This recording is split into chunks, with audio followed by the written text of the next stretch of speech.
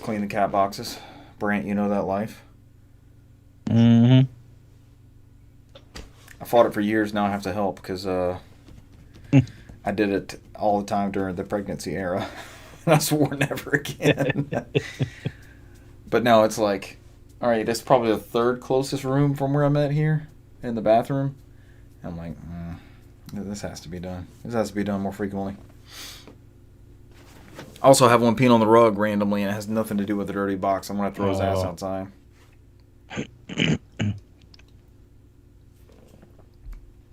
Or give him away. Cesar, you want a cat again? No, I'm good. It's not the cool one either. It's the jerk cat.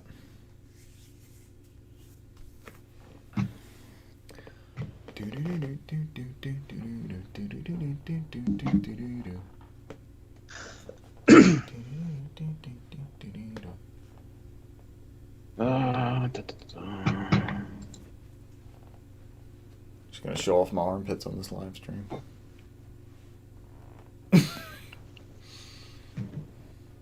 I got, Daddy, why don't you shave your armpits?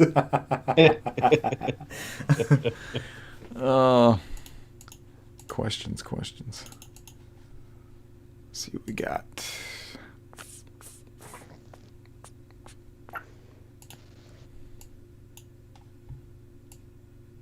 Yeah, I like that little restream chat attachment. I think it's pretty good. Oh, did we go live? Did y'all get a notification? Yeah. Streaming.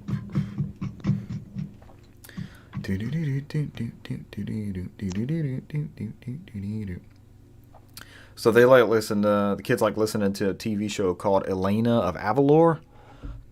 It's actually pretty cool. There's like these mythical cat creature type things. They fly. It's really dope. It's actually a pretty good show. But the theme song's like do do do do do do do do do do do do do do do do do. And at some point I like crossed that part of the theme over with the it's the Sonic Classic Collection on Genesis, where you have, it's like Sonic 1, Sonic's Dr. Robotnik's Mean Bean Machine, and maybe Sonic 2, I think, is on that collection. But that's the menu theme's like do do do do do do do do do. Is that it, Cesar? No, I'm the only Sonic collection I care about is the one with Sonic 3 is supposed to come out next year. No, well, you have no frame of reference for this Genesis one? All other ones previously before that have died. Oh, this will be the definitive one, I hope. Hold on, I think I have that one. Hold on. I gotta know now.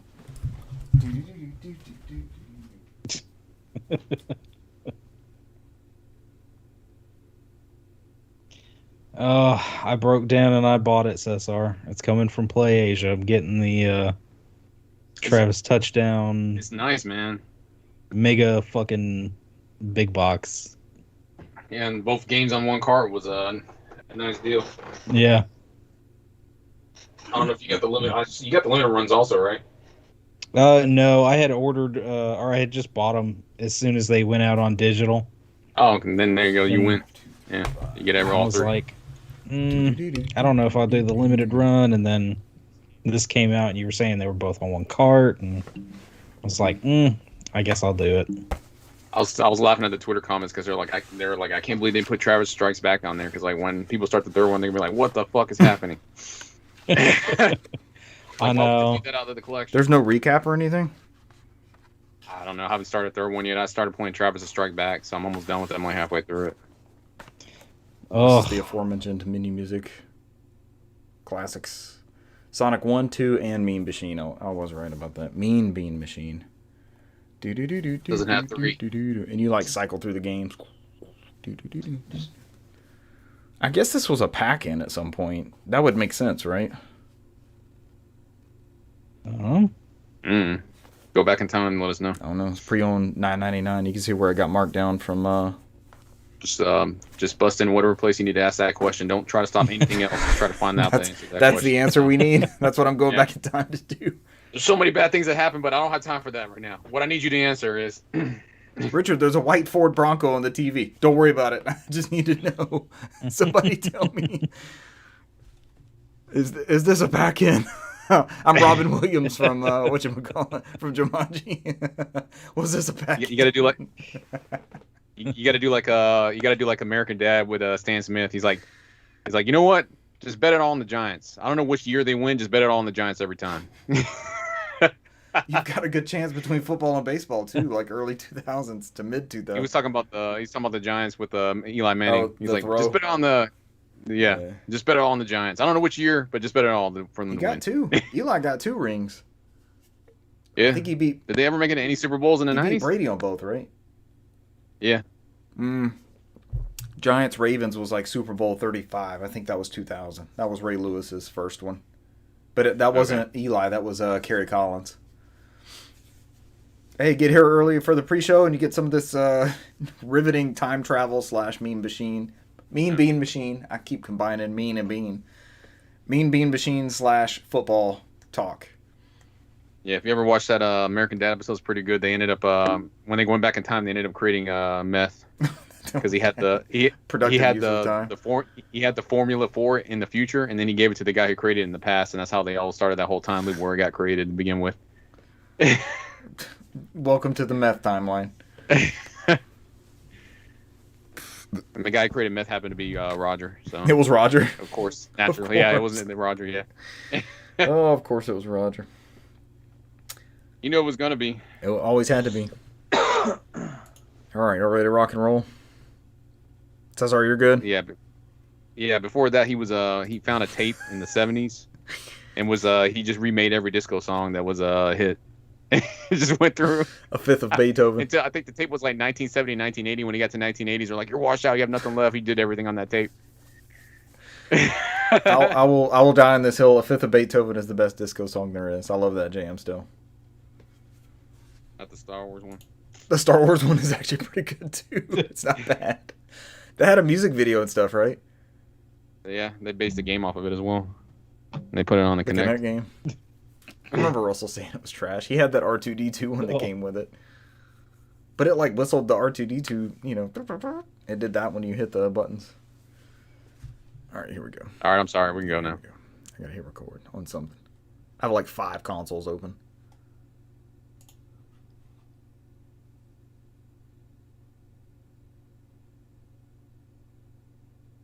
Ladies and gentlemen, welcome to episode 174 of the NOFODcast. We are no outside food or drink, the Southeast premier video game podcast tonight. NetEase poaching Sega talent? ? How Sony got PS5 300 grams lighter. That bridges off of our drug references from the pre-show. Join us early for drug references from Just Brant. First look at Dead Space. 39 years at Nintendo? China cracks down on gaming again. And we have your September Games with Gold and PlayStation Plus titles. I am one of your hosts, Richard Bergman, joined tonight by Newsmaster Brant McKee. Yes, sir. Bringing the news. And frequent collaborator / producer / director, Cesar Concepcion II. None of those above. No. You're not Newsmaster. I had to give you something else. I literally just I'm the lazy one out of the bunch. I literally just sit down and just join the. Are you the lazy one? You play a lot of games. Developer of product research coordinator. Rage tester. I mean, that goes without saying. We need a formal title. Yeah, I got another one Oh today. God, please don't show Look us at that, boys. the Oh, Rage. gosh. That looks naughty. Yeah, Renee knows this one. This one's When They Cry. I think he's on the YouTube one. Oh dear God. When they When cry? they cry? Why is Yeah. that specific? It's a horror game. Horror visual novel where I think they all end up murdering each other or Oh, something like Renee's starting up his Dead Space bullshit. Oh, And pleasant. that. LA 2020. It's weird. I didn't know she was up for election. In the mid-cycle. 2020. Last year? 20. Renee just says he works out in the gym. I don't even know what this is. We just need to have Renee These are all on in the declarative show. statements. These are declarative statements. None of these add any context. There's no context to anything. Renee just has to be on the show to explain the randomness, or we wait for Cesar to interpret what he's trying to say, and then we just move on. I don't even know what's happening. It's very random. Like, he works out in the gym. Who works out in the gym? Ellie? Renee, thank you for joining us on the show, along with our other listeners, viewers. We have 5 currently, so thank you everybody for tuning into whatever this is that Cesar's producing, directing. I'm definitely not practicing my hiragana on a tablet right now. There we go. We don't need that. We need full concentration. All right, I want to I'm start off the 100% show. positive. We did some brainstorming. Renee, I'm ignoring you. We did some brainstorming pre-show. Not really pre-show. I just kind of sent out a text to y'all because it's not in the news. But there's a rumor. Again, file this under rumor. Don't say I heard NOFODcast said this. It's fact. Actually, you can say that to anyone you know, and then they'll be listening. So that's fine. Go ahead, spread the rumor. You heard it here first. Yep, spread the lies. No rumors, just lies. But there's something being kicked around. I think it came from the Nate Drake leaker. He's got a show called Nate the Hate. Yeah, Nate the Hate. Yeah. And the rumor is that Game Boy and Game Boy Color, correct? Just those two? That's supposed to be on a playoff on Nate the Great. Maybe. That's what I said at first, I thought. I was like, man, I used to read those books. We're doing this again. Nate the Great books. But the rumor is that Game Boy and Game Boy Color titles will be coming to Nintendo Switch Online service. Which, first off, as I put that in the news, like, hey guys, or not in the news, but just in the chat, like, hey, be thinking of some titles you want to talk about. Let's just speculate and have fun with that. And then Cesar instantly reminded both of us that Nintendo Switch Online tends to bring you, 4 garbage titles for every good one? If that's going to be is that the ratio? We should actually give it a ratio. We should go through the NES and Super Nintendo games and give it a blank to blank ratio. Yeah, which is weird because we don't, even on, like you mentioned on those, even on all the NES and Super Nintendo ones, we don't even have all the ones that are published by Nintendo, which is weird to me. So, like, we don't have what Star Tropics. That's a game I want to love so much. It's one of those, if we ever made a list of games I want to love so bad, that's one of them. Or Super Mario RPG, stuff that they own the IP with. So, like, no-brainers that they can just kind of just chalk in there. Like, I can sit there and complain about third party, with licensing and everything, but first party should be done unless there's licensing issues with the music or something like that, which tends to happen. You have those. Why don't we have those yet? Yeah, Super Mario RPG's up there. What else is a big omission from those services? You've got your Zeldas, you've got your Marios, you've got your Metroids.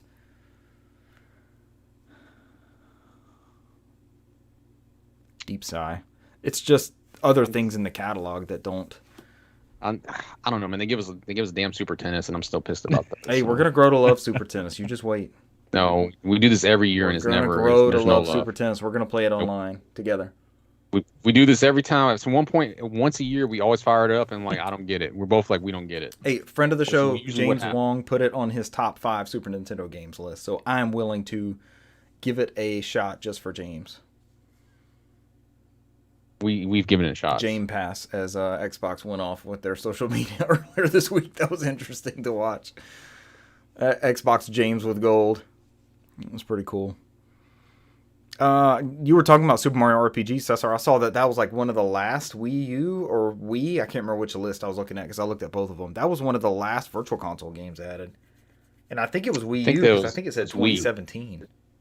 Was it? Yeah. I don't remember seeing it on the Wii U, but I could be wrong. I think so. I don't, because remember, we didn't even get Final Fantasy 3, 2, or 1 on the Wii U. Remember, they just did that on the Wii and was like, oh, we're done. There's some more. Well, those aren't Nintendo first party. Yeah, it feels like it though, right? They were second party at the time, so. All right, let's go to the Game Boy conversation. Y'all want to do a round table and just kind of see what we have? Sure. Zoop, Battle Arena Toshiden. What other crappy games can I list that we're going to get? How do I close Cesar's feed? How do I get him off this? Sure, go for it. All it means is I turn around from the boring desk and go back to the fun desk to the left of me. This is not the boring desk. This can be the boring desk. If you give it a second. My work desk. So. What was that, Brent? I was gonna say if you give it a second, Windows 11 will close its feed for you. There you go. Yeah. If I click around in Skype, it'll kick me right out. So. Okay, so sorry. I've purposely not clicked around. Pitch Zoop to us since you're a Zoop fan. I have no idea. I was just being an ass and just going on there looking at the Game Boy games. I never played Zoop before in my life. I just remember seeing the case in the Super Nintendo. It seemed like the Super Nintendo game that was still around in every Walmart until the year 1999 because nobody would buy it. I saw copies too because Zoop stands out to me. I know that logo, but I have no clue what the game is. What is the game even? I have no idea. I tried looking up Zoop and nobody was showing me pictures of it because I don't think they exist. I don't think anybody's actually played it. The internet erased it. They showed me I did Zoop Game Boy and looked at images and it's the first image took me to a Game Boy Bank on Amazon which has Super Mario Land 2 on the screen. It didn't actually show me any gameplay of Zoop. And then it went on to websites that are trying to sell me copies of Zoop. It's a puzzle game. And then I went back to looking at my anime girls are Roman emperors somehow. So I started doing that again. It's a puzzle game released on Genesis, Super Nintendo, Jaguar. Game Gear. Yeah. Game Gear as well. I don't see Game Gear. I think I have it for Game Gear. Oh, there it is. PlayStation. I think I have it for Game Gear. Remember when we went through buying all those damn Game Gear games? I think I got it in a lot for Game Gear. I don't see it on here for Game Gear. Yep, Sega Game Gear. Right there. Yeah, I don't want to do it. Famitsu EGM gave the Game Gear one 23.5 out of 40. What kind of scale is that? I thought that was a Famitsu scale. So they got it's 40 out of 40. So it's they got 4 reviewers and 10 is the highest of each. So it scored about a little bit above 50%. EGM or no, Famitsu? EGM. That's what I read it wrong. I thought that was a Famitsu review. It's EGM. Famitsu. I know Famitsu's 40. I don't remember. EGM's a different website now, man. Yeah. Okay, they do everything. The highest rated version for Zoop is Sega Genesis, tied with the DOS port. As one would be. The Jaguar one is universally panned. The Macintosh one apparently is solid. PlayStation is I had no clue it came out for PlayStation. I thought it was way past that point. So Europe only, or is it America? Is it like that Mickey Mouse game that we never got over here for PlayStation? The David Jaffe one? Yeah. All right, so in September 2003, the trademark renewal for Zoop was canceled. You can actually get the trademark for Zoop. It would be awesome to use our Patreon funds and award you the trademark for Zoop. I will buy Zoop so it'll never be released again. No Zoop for I you. will throw it into the vault. I'll put it in my will, release upon my death to the world, Zoop, on all available consoles at the time. IGN rated the PlayStation version of the game a 5 out of 10, stating Zoop has all the makings of a good puzzle game. It just doesn't deliver the goods. Wow. What does it not do? Okay, GamePro's brief review of the PlayStation version called it an uncomplicated puzzle game that's only slightly hampered by squirrely controls.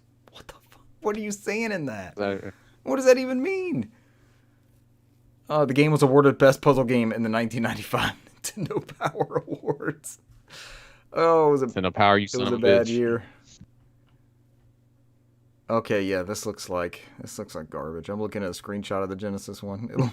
It looks like a What was it look garbage. Like? I could never find any photos. It's like 4 columns of things marching into a 2 separate 2x4 grids, 2 colored grids.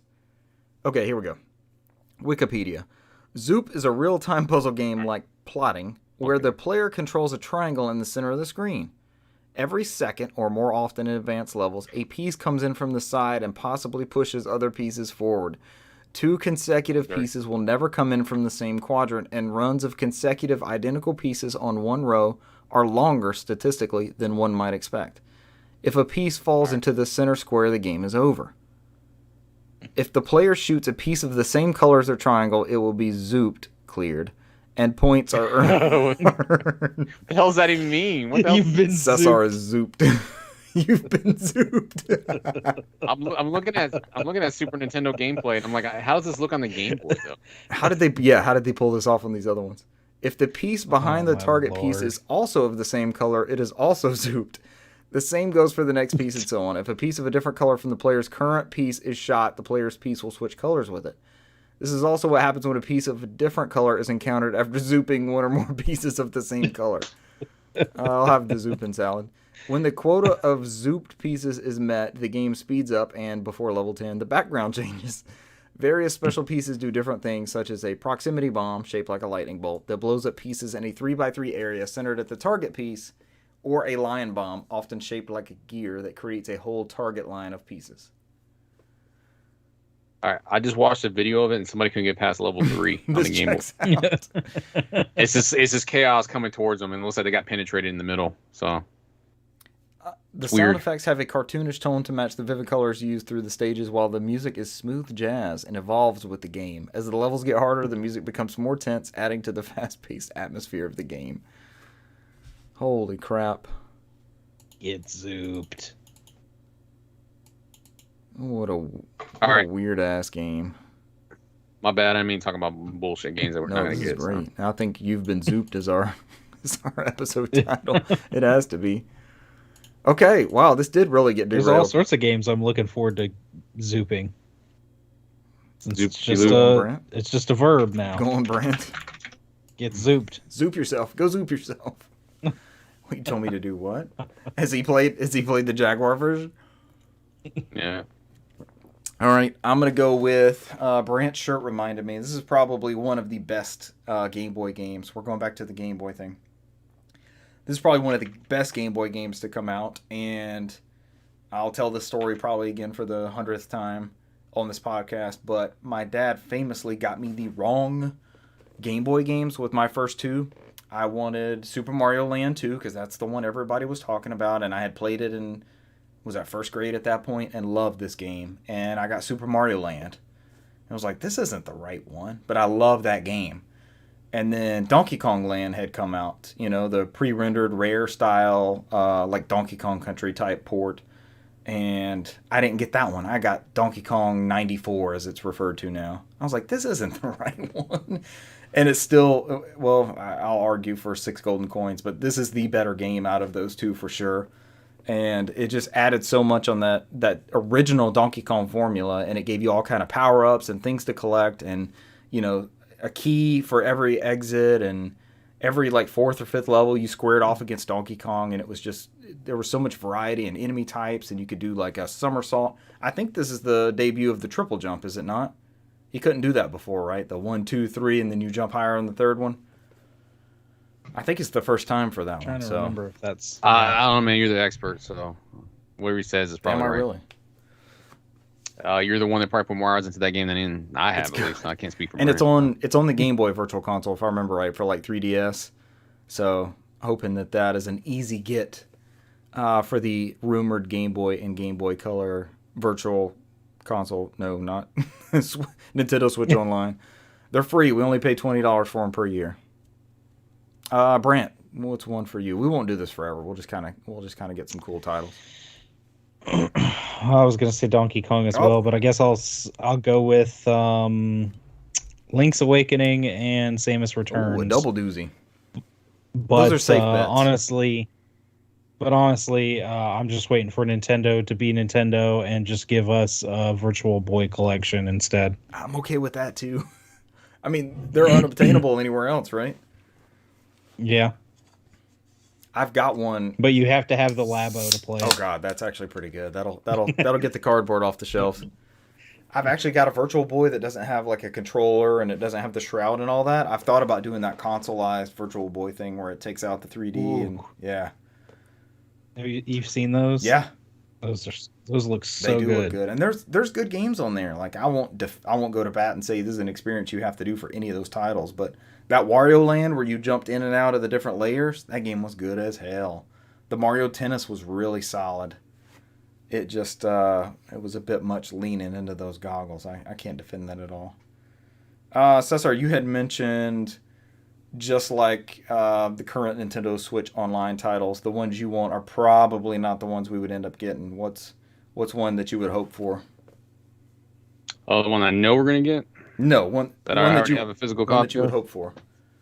Yeah, Double Dragon. All right, and Cesar's again excluded. I'm gonna move on.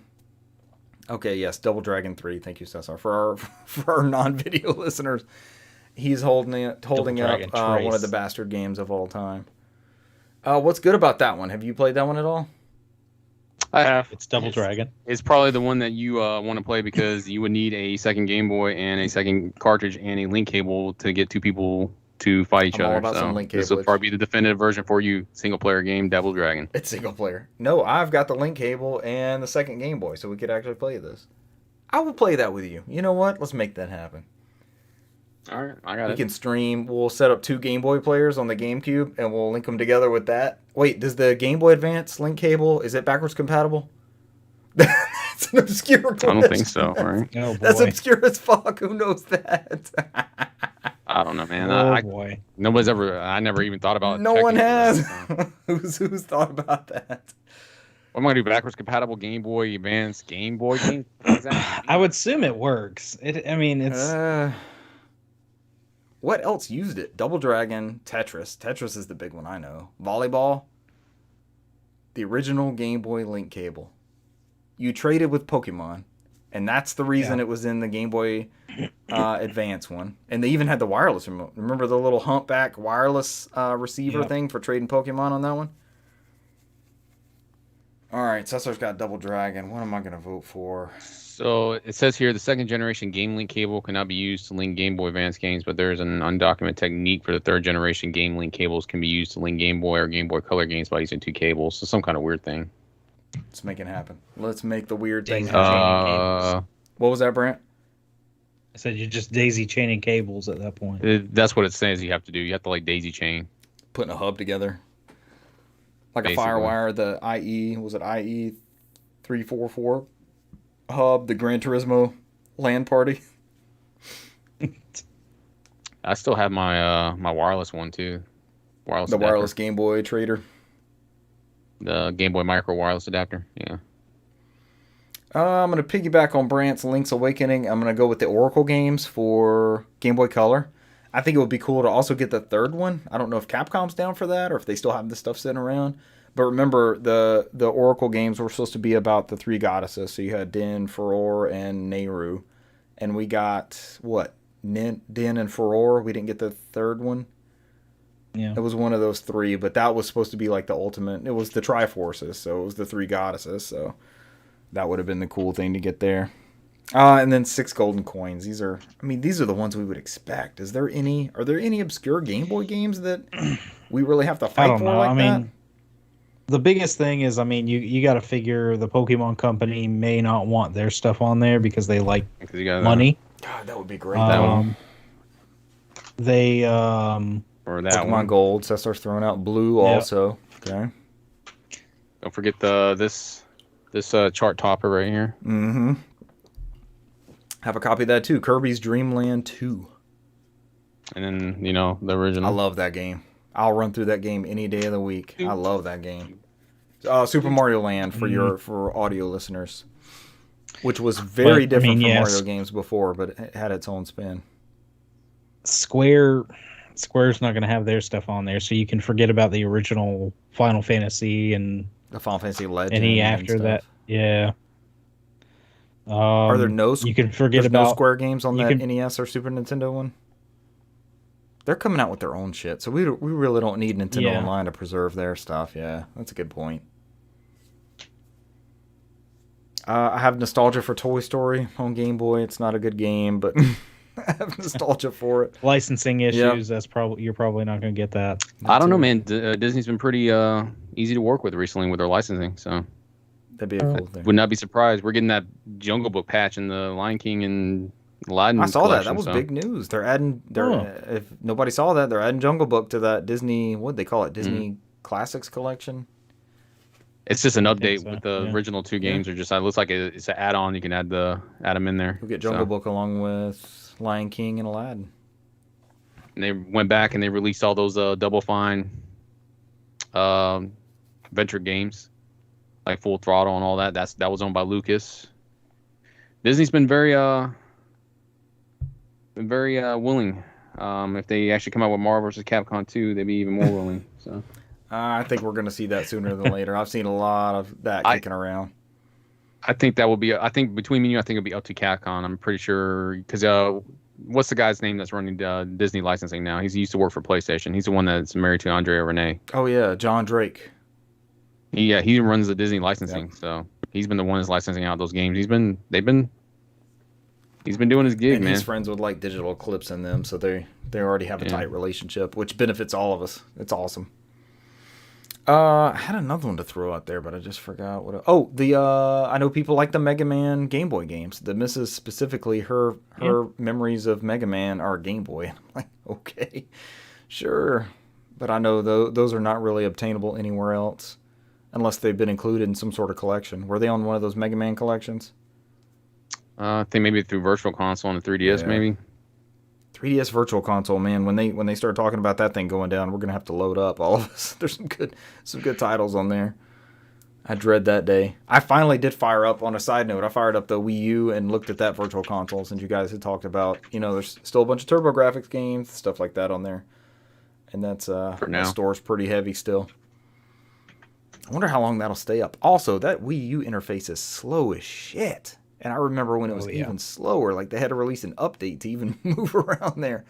And it was nightmarish. Like, I was playing that Match 3 game. I did like 2 or 3 rounds of that while this eShop was loading. I'm like, damn, this thing is slow.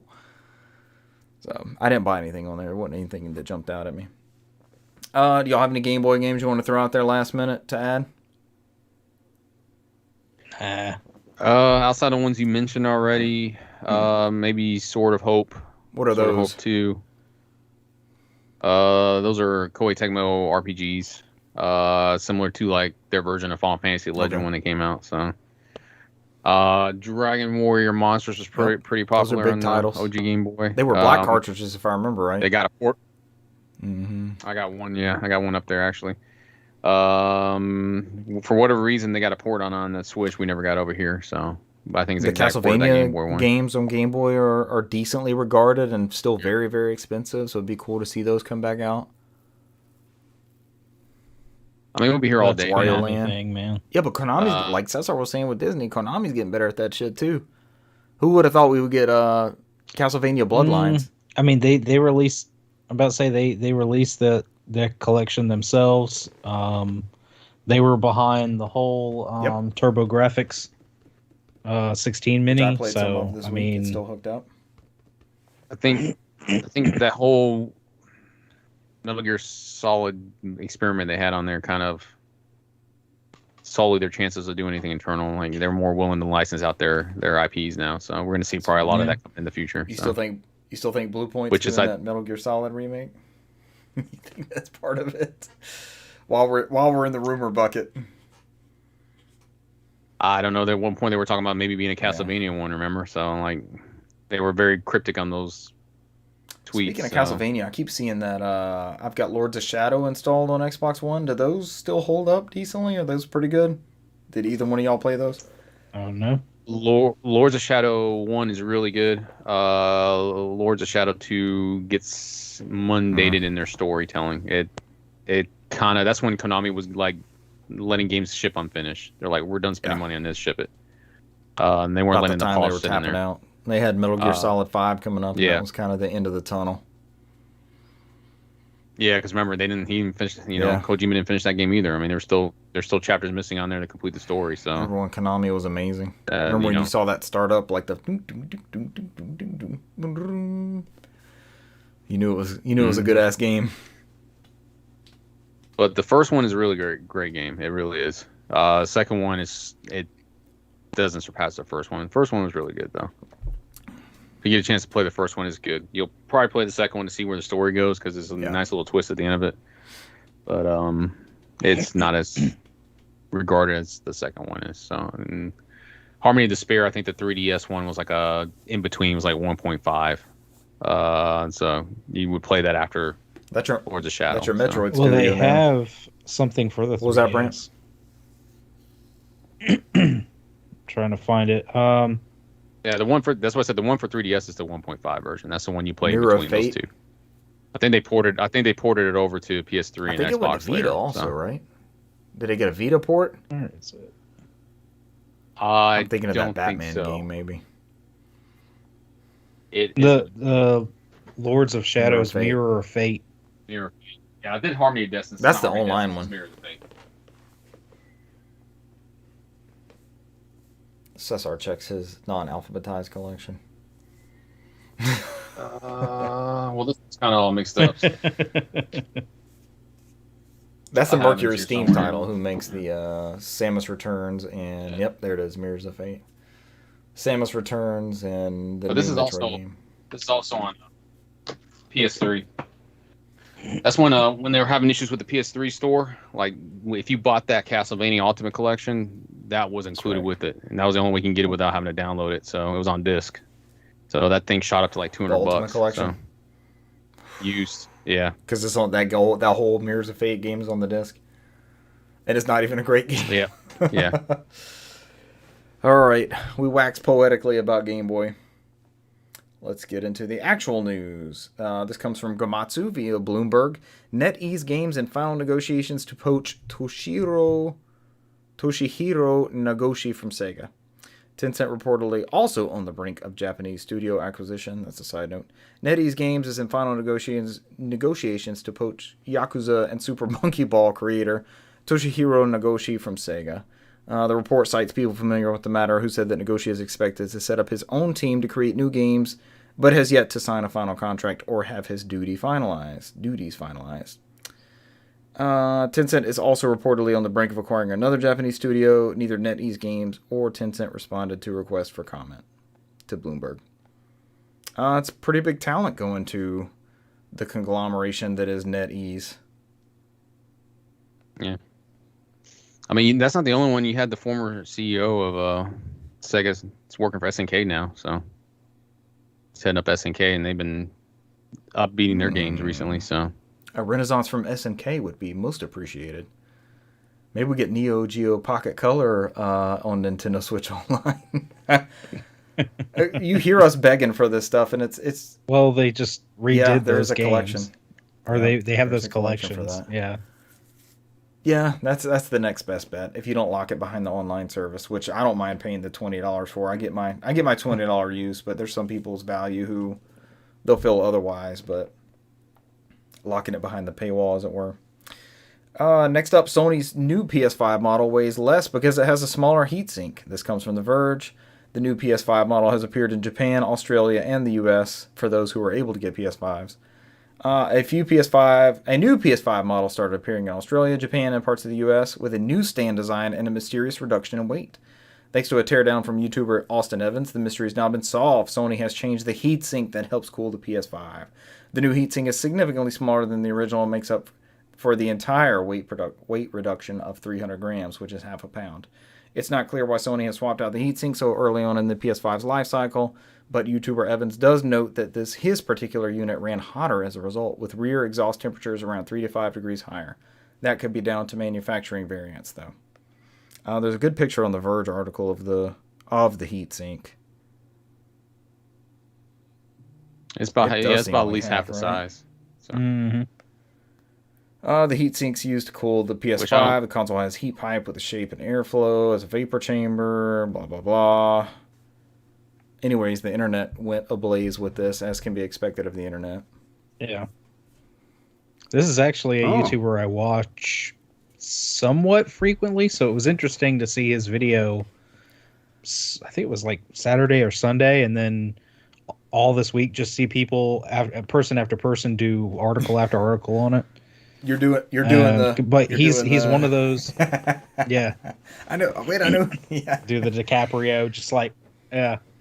But yeah, he does deep dives into stuff like this and weird tech and teardowns and things. He was one of those people that was lucky enough when when Microsoft was bringing people in, show him the Series X, and they had like that magnetic build, and you were able to take it apart and put it back together and see all the internals and all that.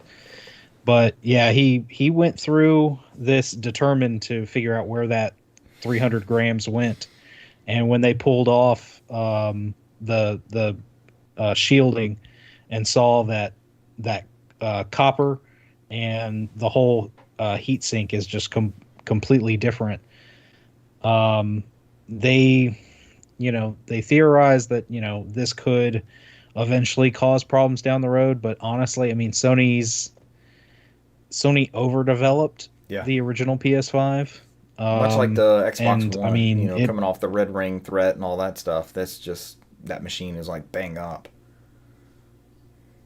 And that's the thing a lot of people were saying is Sony's the PS4 and the PS3 had heating issues. Right. Certain models, had heating issues. So it seems like they overdid it on this one purposefully to kind of mitigate all that. But now they're cutting back the heatsink. Either now that it's been out in the wild for at least a year, maybe they have all this data showing, okay, well, we can push it and it's fine with this heatsink. It'll be completely safe. It'll be fine. But they talked about in the video, they're worried about how PlayStation tweaks, and they have that variable frequency to throttle or overclock the GPU at certain times. and with it already being, because he just, started it up, let it run, and was testing the heat and decibels and things Was it like that louder? coming off I'm of kind it. of curious about that. Just with that, Oh. it was quieter, but Wow. that's the thing is that's based on your model. That's based on what fan they put in it anyway, because they're it's the same company that makes all these fans, and there's just slight variations between the fans. So that comes down to open up your PS, take off the side panel and look in there and see which fan you got. It may be a little louder, Right. it may be a little quieter. That's kind of but it did run a little hotter. So if it's doing that with not much of a load on it, what's it going to do with a very intense game? And interesting. In the long these run, hardware variations after years, these hardware variations are always fascinating. Like we're a 1 week out or so, I would say, because this wasn't news last week, so we're getting all the hottest of takes at this point. Whereas we can look back in the past and we could look at the top loader NES, or we could look at PS2s without the 56K adapter in the back. And there's all these hardware variations that we can go back and look at. The Genesis 2 that didn't have the great Yamaha sound chip in it. It still had a good one. It didn't have the best one in it. So this stuff's always fascinating from that standpoint. But from the three of us, we all three have both next-gen consoles. Have you guys had any sort of overheating issues or shutdowns or anything that you can attribute to? Me neither. These both seem like well done. My only complaints on the I've never had a PlayStation issue. My Xbox complaints are all Master Chief Collection. Nothing has ever messed up except for freaking Halo bogging out on me every play session.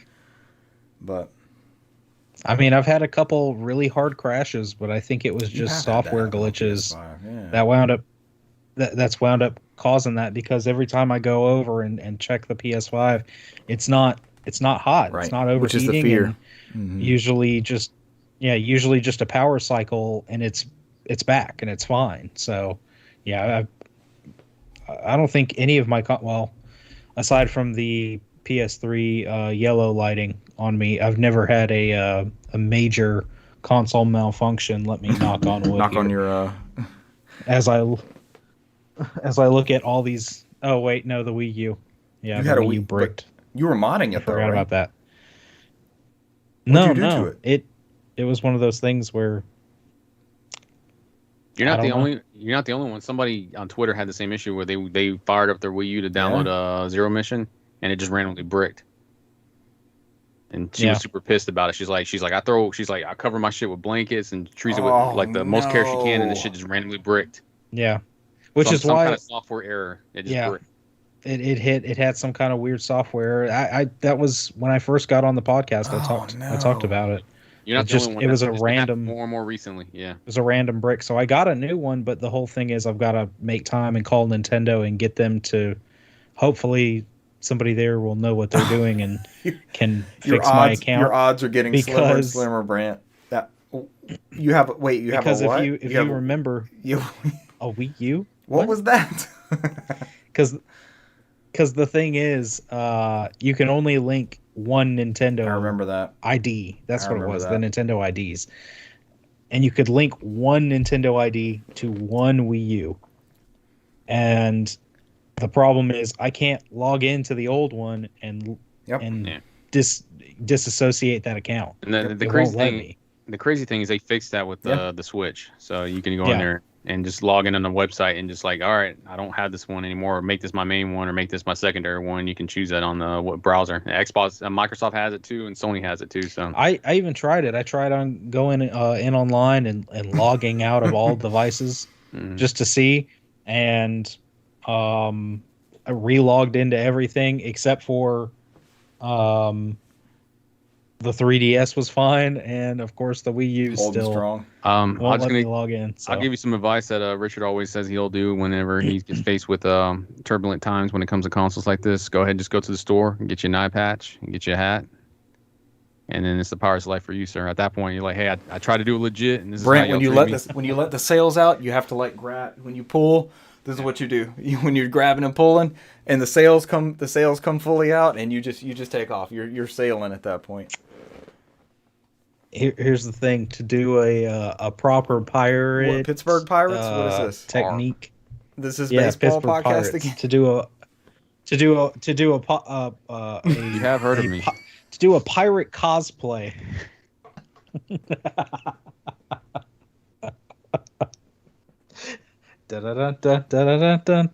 Every time.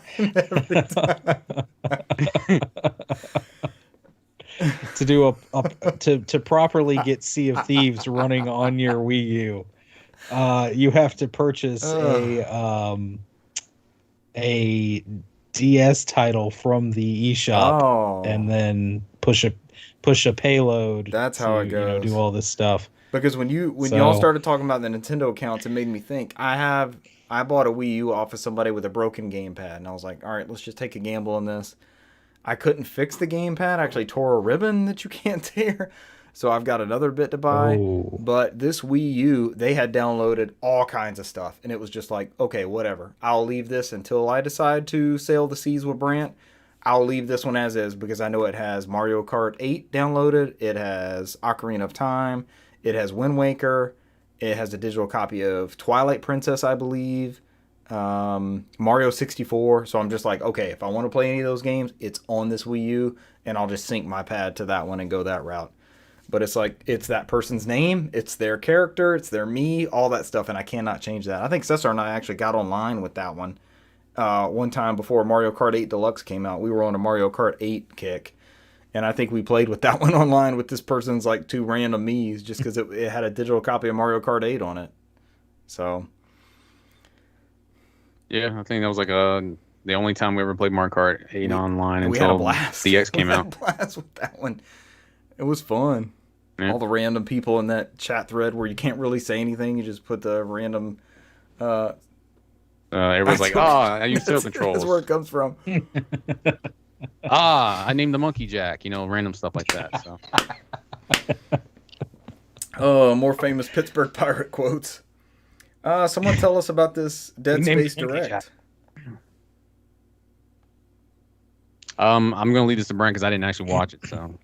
I started watching it and was interrupted by having to actually go back to my 9 to 5. This pays the bills, Brant. But I saw no, my other job pays this. Basically, that mic didn't come free. You got that and the heroin. Got to get it coming somehow. All right. Wow.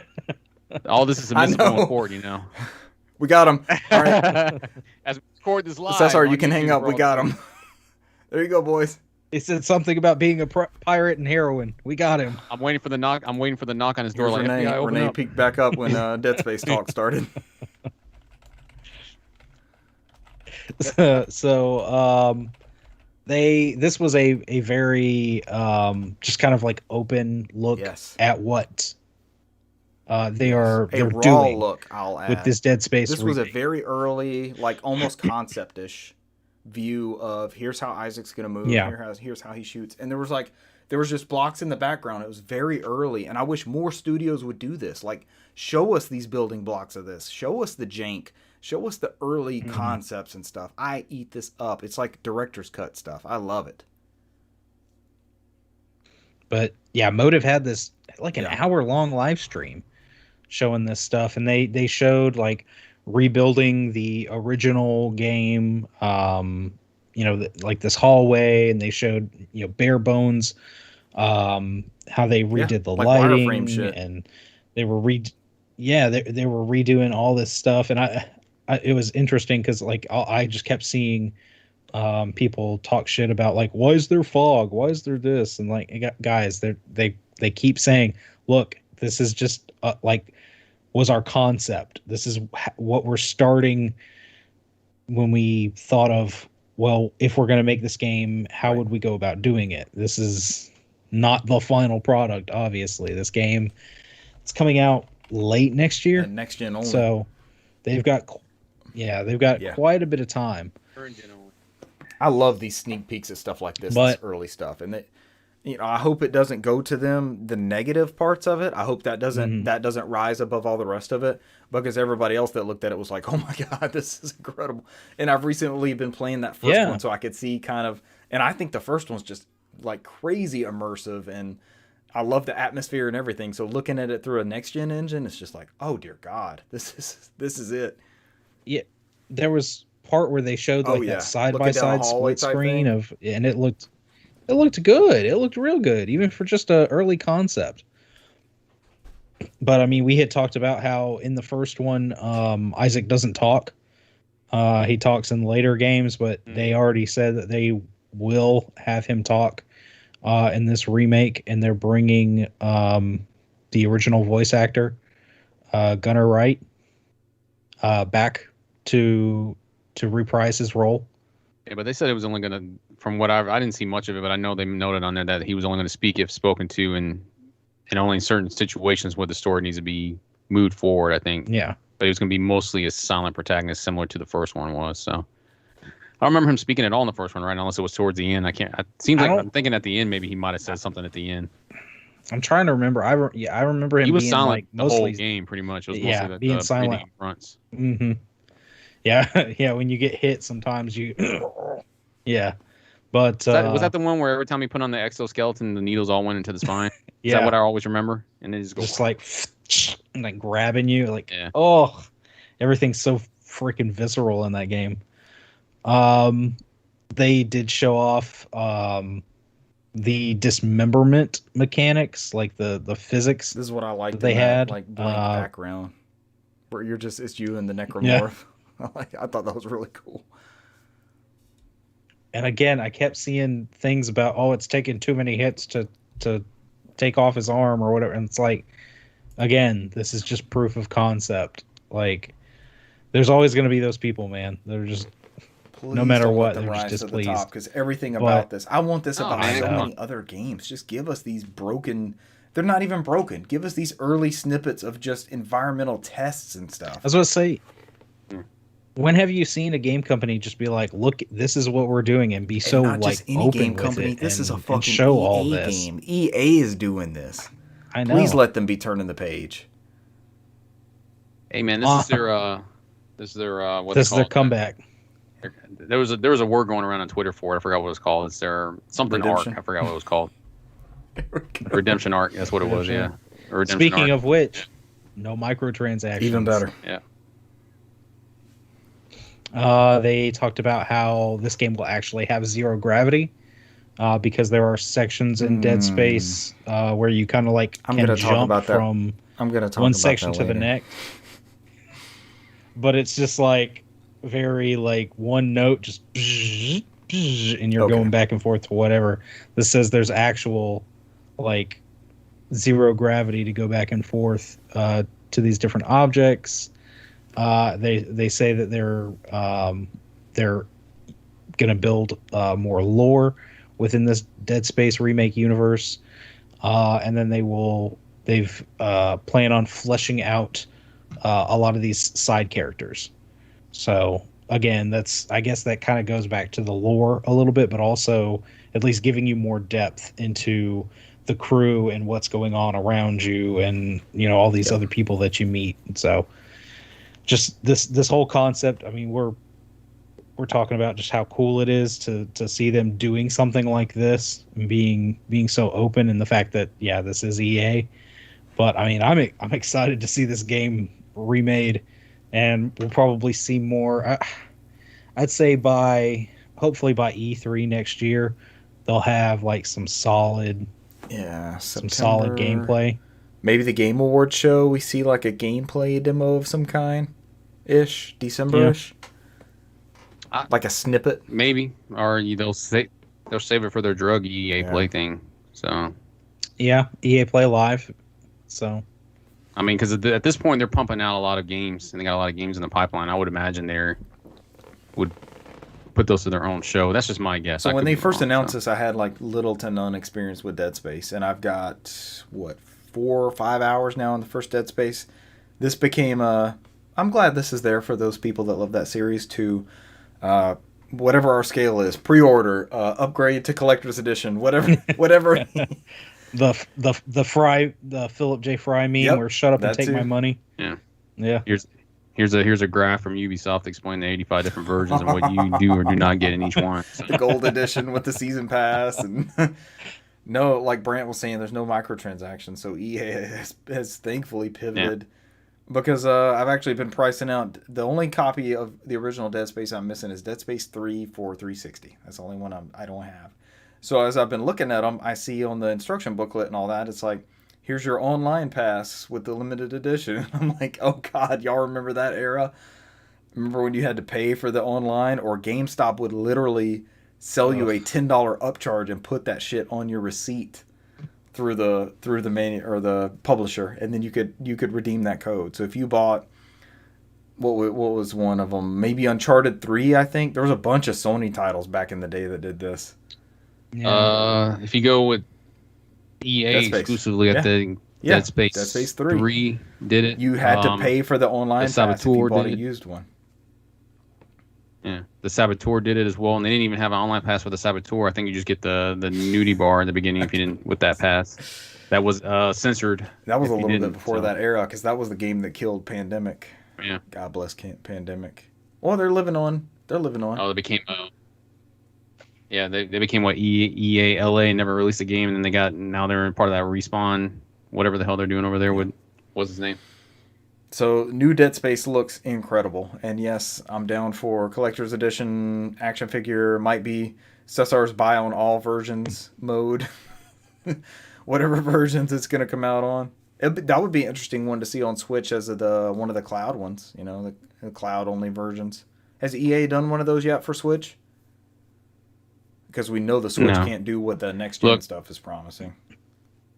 I've always been not all in on Switch, but I'm at this point where I've been playing a lot of games on Switch, and I'm getting that same bullshit we're feeling with that end of the PS3 and 360 era. Like, we need new hardware, and it's starting to aggravate me with some of these games. I'm like, some of these games, like, this is a good game, but it's being hampered by this limitation. So I'm hopefully something new will come out that maybe can run these newer games. So this could somehow, be in games played, but I didn't play enough of it to where I feel like I want to expound upon it in games played. But the last, I would say, like 5 or 6 Switch games I played are only Nintendo. They're only first party. And I recently got Dragon Quest 11 for Switch. And so I had that updated, and it carried the one that never goes on sale for $20. Right, I bought it on eBay, and then the week after that, it's $10 less on Best Buy with that student discount. And I'm like, sure, whatever. It also didn't help me that I purchased it in Georgia, so I got charged the extra tax. I was like, damn God it. bless tax. But it's still a pretty good deal. But I popped that in, I updated it, and it carried over my progress from the demo, which was like an hour and a half. It wasn't much. But just like I started up that save, and I jumped out, and I panned the camera, and immediately I was like, oh God, I don't know about this. I might have to play this on Game Pass or get the PS4 copy or something, because damn, that was rough. I mean, you can do the Game Pass one. It's still on there for now until it's rough. gone. So. It didn't. It was, and I immediately filed this away as, okay, this needs to be a portable game. I need to play this on the handheld and know that I'm playing a handheld game and not on my OLED where this looks like complete trash as I'm playing it. And as I moved around some more, it wasn't as bad, but that first jarring moment was just like, oh God. It wants you to switch to 2D. It's like, Richard, switch to 2D. You will not have any performance issues. Switch me. Switch. And we got Renee over here in chat saying LE 2022 to 2027. I don't even know what that means. I don't even know how to respond to that. My friend hated me due to Dead Space 3. Was that you, Cesar? Are you the friend he's referencing? He just doesn't want to call you out? No. One of his other friends, I think he bought it for him for like Christmas, even though he didn't want it. He got it for him co-op with me. It's one of his pivoting conversations. Like, he's like, I don't want to play that trash, and he was like, and he bought it for me. Is it not good co-op? Like, it's not even good co-op? It's that far off? It's not Dead Space. Michael Bay Space? Like, you take it. You play like the first game, and then you go to the third one. It's like whatever made that game great is like they took it all away, and it's like it's a fine game, but it's like it's not Dead Space. You could have called it Miami Vice in space or something like that. I don't know, man, but it instantly went to the 80s and had Don Johnson in a suit. Yeah. Renee says Sly. There's no context. It just says Sly. So That is good deal. his friend. I thought he was asking for a Sly Cooper reboot, so I was down with that too. If we're gonna pivot to that, let's go. Or Demolition Man 2. We can keep going all day. Any of the Sly movies, a new Rocky. You want a new Rocky, Renee? New Judge Dredd, Judge Dredd 2. All right, is that our story for Dead Space? It looks good. We all loved that sneak preview, right? From what we saw of it. Yeah, Yeah, that was pretty good. I didn't see any of it. I'm just gonna go in blind. I saw it on Twitter and everybody was excited about it, and I was like, and that's why I didn't say anything because I was like, I didn't read anything. I was like, I'm just gonna go in blind and enjoy it. Like, I'm sure y'all are not even paying attention, but I mean, that new trailer for Metroid Dread, I was freaking going crazy. It looks so good. But I don't really care because I assume I'm at the point where I'm muting all media when games are coming. I was about to say, I'm interested in too, so I haven't seen it. I don't know what's in there. I don't know. I never know when y'all are like, go in blockout mode. So I try not to say anything. I officially go in LeBron James. I'm in the finals mode, maybe within 6 months of a game release, where he just blocks out all social media altogether. Right. This is why he blocks out social media, because this is what people keep reminding him of. That and you'll never be Michael Jordan. That's all it is on this. This is just for Brant. Then Brant, that is to be expected. Yeah. Much akin to like seeing Bowser, but still it still had its own tone and impressiveness. So I'm not going to be, I don't feel like anything's ruined. Cesar, if you end up seeing something, nothing is ruined. It's just the impact of kind of seeing the scale. I think the scale struck me, Brant, but it has always struck me with that character. So it's not like, what do you mean? It was still like, okay, they got the tone right. More of that, almost like the Dead Space preview that we got. Like, okay, this is the right tone for this, where fans of the franchise expect this to go. Just the end of the trailer where they start playing the freaking theme. That sounds so good. That version of it sounds Brant, so good. Do you still need the special edition? Have we talked about that? Cesar, do you have a backup special edition? No, I did not on this one, because these went quick. I think I have to double check and make sure. I got mine at Target. I gotta look and see. Sometimes I just buy stuff twice just to be on the safe side. But I think this is one of the ones I could not secure a second one, because like as soon as they were coming out, they were selling out. I have coverage for all three of us just in case something bad happens. So just keep me in mind. Which is weird because normally I'm like you. I usually get at least two, because somebody typically F's me over at some point. Because I think I got one of the Amiibo, and of that set of the Amiibo, and then I got one of the special edition Amiibo. So I got both of those from Target. So they haven't screwed me over yet. I'm gonna try. I say that now.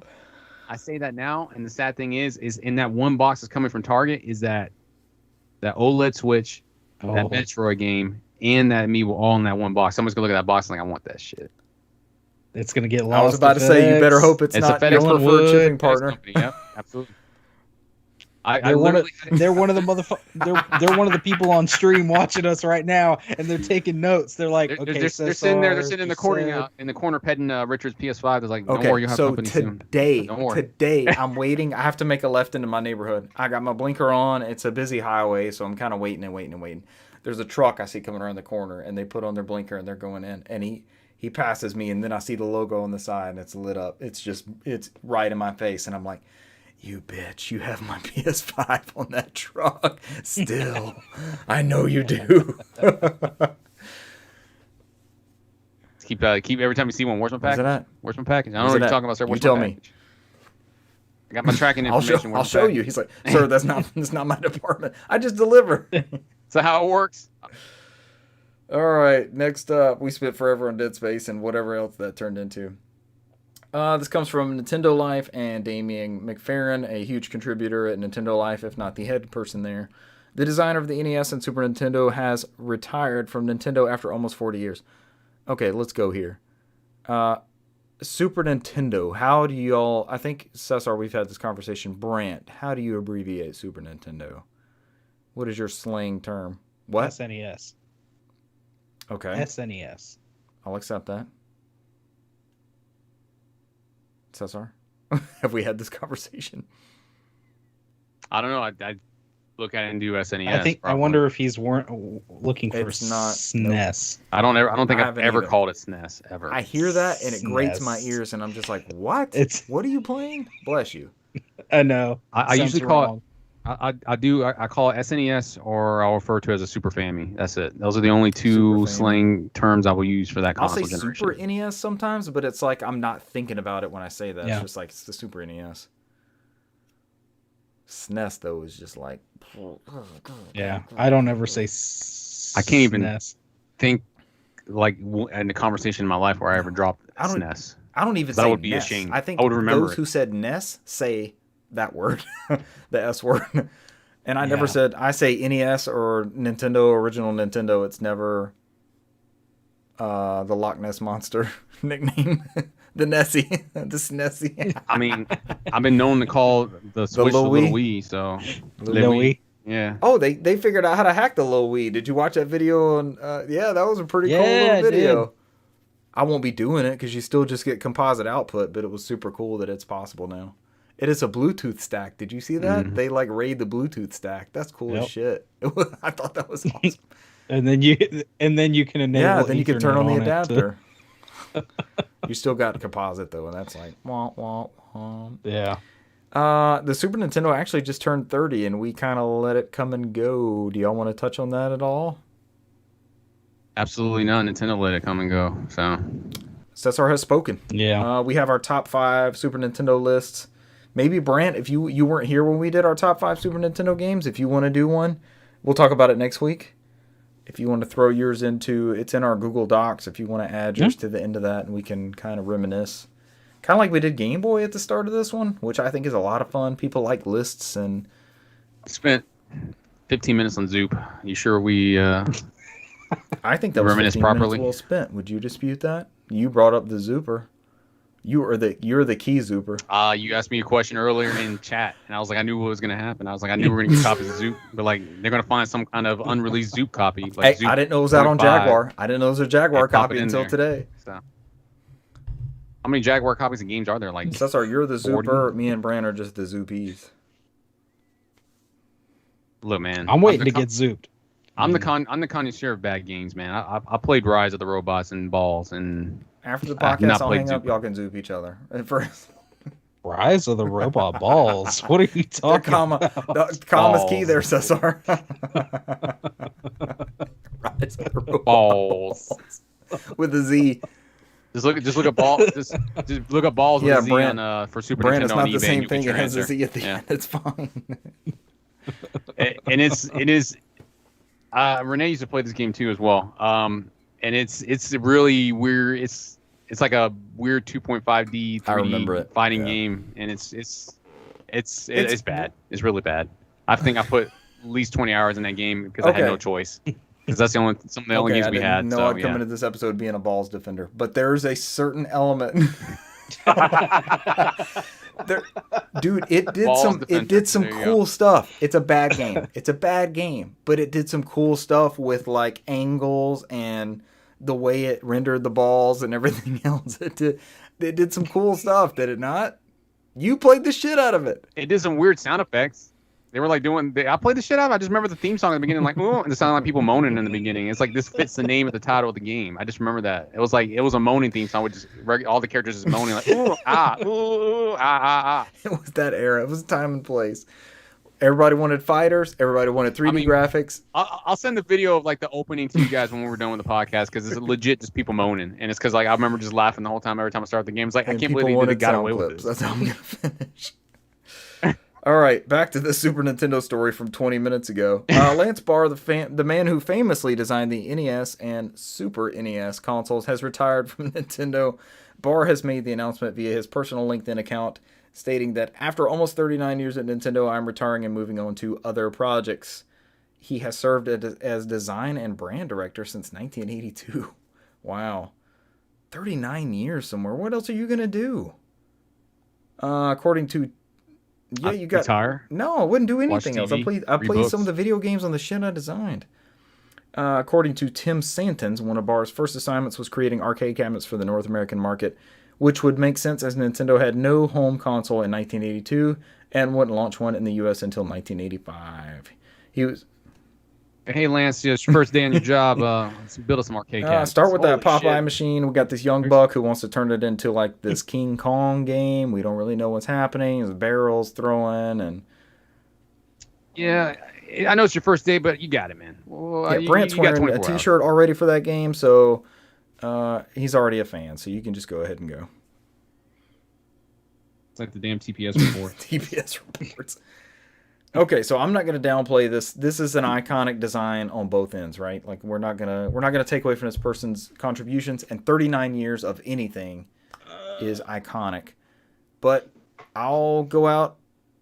More than my whole life. He Pretty wins. much. I'm going to go out on a limb with the hot take of we got gypped on both of these console designs because the Super Nintendo is way inferior to the Agreed. European and Japanese ones, and the Famicom is a way superior design than the VCR toaster thing that we got. So that's my hot take. I would rather have had a Famicom style design and a Super Famicom color scheme. I get the NES design because yes, it did kind of go with that modern, at the time, that modern design, the boxy kind of VCR look, the motif that most of those big electronics, like home electronics, and famously in America, they wanted it to not yeah. look like the Atari, which plugs straight in. They did not want it to look like that. It needed to look like a high-end electronics piece, like you're saying, Brant. But again, why would you? Again, the Famicom, it had the two controllers, and sure, it had shorter cables. But they, clicked onto the console. One had the microphone on it, which lent to some wacky Way game ahead design. of its time. But I guess for them, it became, I guess, a money market because hey, now we can sell the controllers by themselves, and the Max Advantage controller and the little arcade one.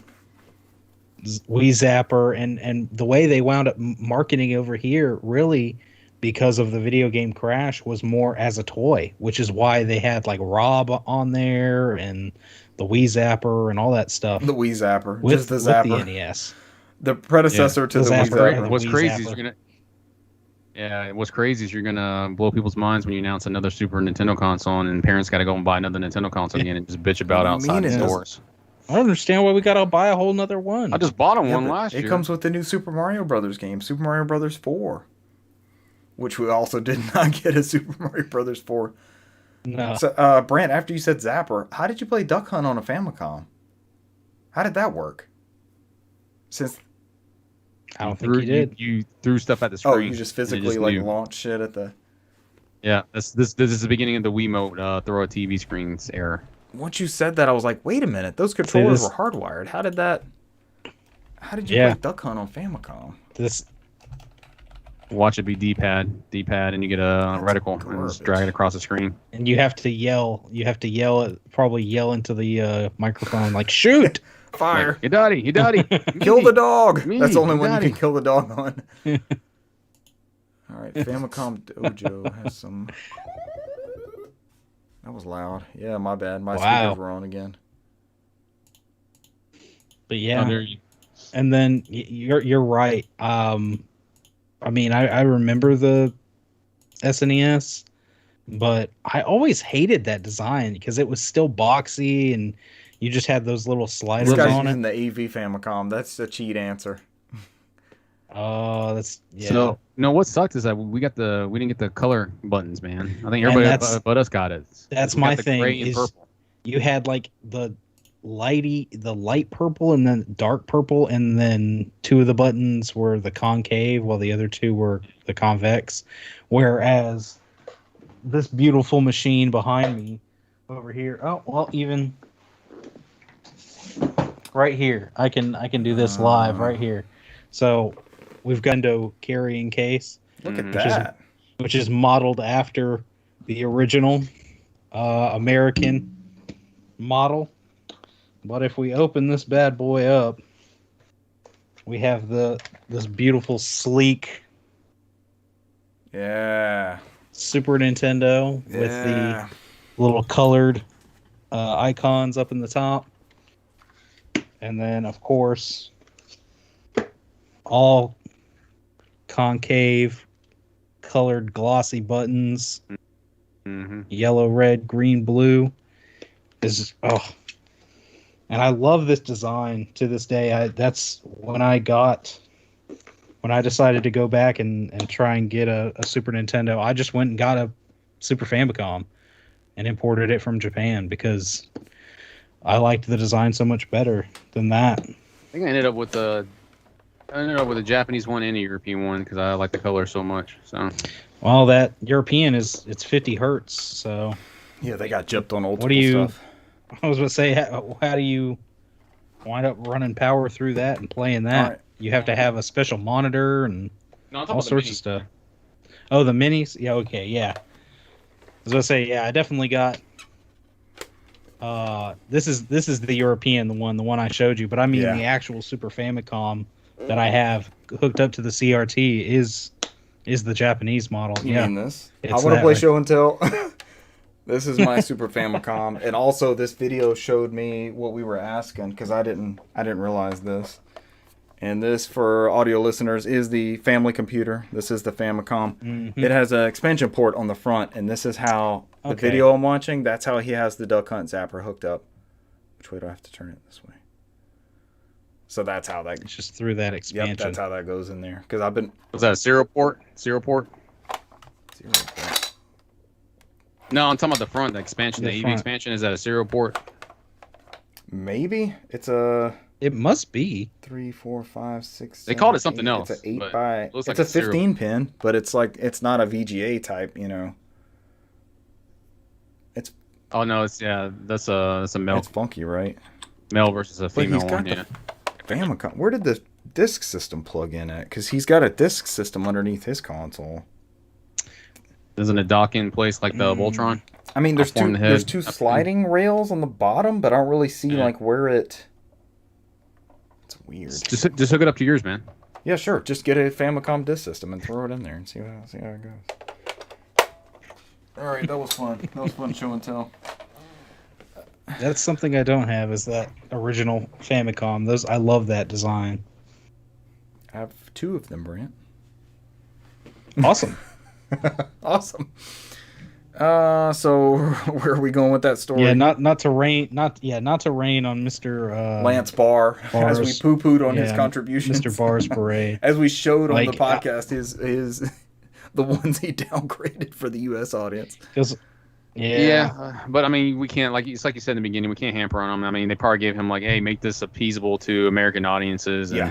And the NES and Super Nintendo, it's probably something that's subject of its time. And those designs are iconic. And we got the eject button and all that. Well, does this have an eject? Yeah, this has an eject button too.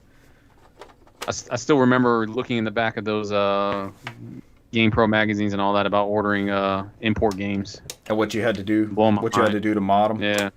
I mean, come on. I still don't have a Super 8. I had a Super 8 at one point, but I don't have a Super 8 anymore. That's just... This Super Famicom is just... That's... Damn. I love our Super Nintendo, but it's not this. This is almost like PlayStation quality design. That original PlayStation is just like, God, this is beautiful. Well, hey, the PlayStation was supposed to be coupled with that exact system. That's true. Using this expansion slot on the bottom of this. That port. What never came to be. Nope. Alrighty, next up. Who wants to take this one? Kids in China now restricted to 3 hours of online gaming per week, which would ruin my Saturday nights. This is from The Verge, from Thomas Ricker. Chinese gaming platforms like Tencent and NetEase must limit online games to minors to just 3 hours per week following new rules imposed by regulators on Monday. Cited from state media reports. It's a growing response over concerns of gaming addiction and a broader crackdown on China's tech giants. Children under the age 18 will be restricted to 1 hour gaming from 8 to 9 on Friday, Saturday, and Sunday, and on public holidays. That's a change from the previous limit of 1.5 hours of online gameplay on most days. Gaming companies must restrict online gameplay outside these hours, according to Reuters, and must have a real name verification system in place to ensure the new rules are enforced. Regulators say they will work with parents and schools to help combat gaming addiction amongst Chinese youth. They call it spiritual opium. That's what they describe online games. Wait, what? My kid would be screwed. Spiritual opium. Is that our podcast title? Spiritual Damn, opium. that's good. That's what we're going to change our name to. Spiritual Opium Podcast. Yeah, why not? Who would turn that down? Brent, Hey, I'm going to send that's you the some second. spiritual That's the opium. second. Earlier I said heroin. Now we're talking opium. I mean, The drug cast. heroin's product of Yeah, and what's crazy is like China's tightened up their gaming act, and Korea just abolished theirs. So South Korea did. Abolished? Actually, yeah, last month, August, they just did away with it because you couldn't play online from midnight to 6 a.m. Online games under the age of 16. That needs to be a common sense rule. Under age of 16, right? No, Brent? Brent's going to disagree? That would probably require parenting, probably. Right. So yeah. Overkill. Parents be parents. Everything in moderation. Yep. All right, is that it with that story? Sure. We have your new games with gold. I would say the games with gold and the PlayStation Plus games are about equal. Would you guys? Yeah, they're pretty even this month. They're the games that are published, and none of them contain Super Tennis, so it's an okay with me. We're gonna learn to love Super Tennis, Cesar. Absolutely not. We do this every year, and we never love Super Tennis. I want to love it so Tennis. much. I want to love it so much. It's one of those games I keep throwing myself at like, this is going to be great. I can't wait. It's just off. I don't know how to fucking hit the ball over the net, man. It don't make sense to me. I don't get it. My brain doesn't understand. It's like the problem is I played so many tennis games, and then I go to that one, and like there's a way to play that game, and I just don't have it. It's like me literally stopping everything I'm doing with my life, and like I'm going to get good at this game. I'm going to spend nights and nights and nights and nights just training on Super Tennis. And like that's literally me just doing that. You would look at my SNES, my Nintendo Online stats, and it'll be like 100 hours, and even you would know like, oh, he's put 100 hours in Super Tennis. He's trying to get really good at it, and I would still suck at it. I would still hit the net. The little guy would run and get my ball and like shoot me the bird as he runs across, and I'm like, because like you suck, and I'm like, no, fuck you, and Well, I already this know took a what's gonna turn. happen. Super Tennis. Super fuck you tennis. So I have joked many times on this podcast about doing a 24-hour stream of 24 tennis games, and Super Tennis would not be one of the 24 out of all those tennis games. What was the game we played on Genesis? Andre Agassi? Agassi That was a tennis. good tennis. That shit game. was good as. That was surprisingly a good game. Yeah. Every tennis game is surprisingly a better game than Super Tennis. I don't know what it is, man. Even NES tennis with all that's like moving the camera along with the ball, like you can't even see where your person's going. All right, all-time favorite tennis game. Go ahead.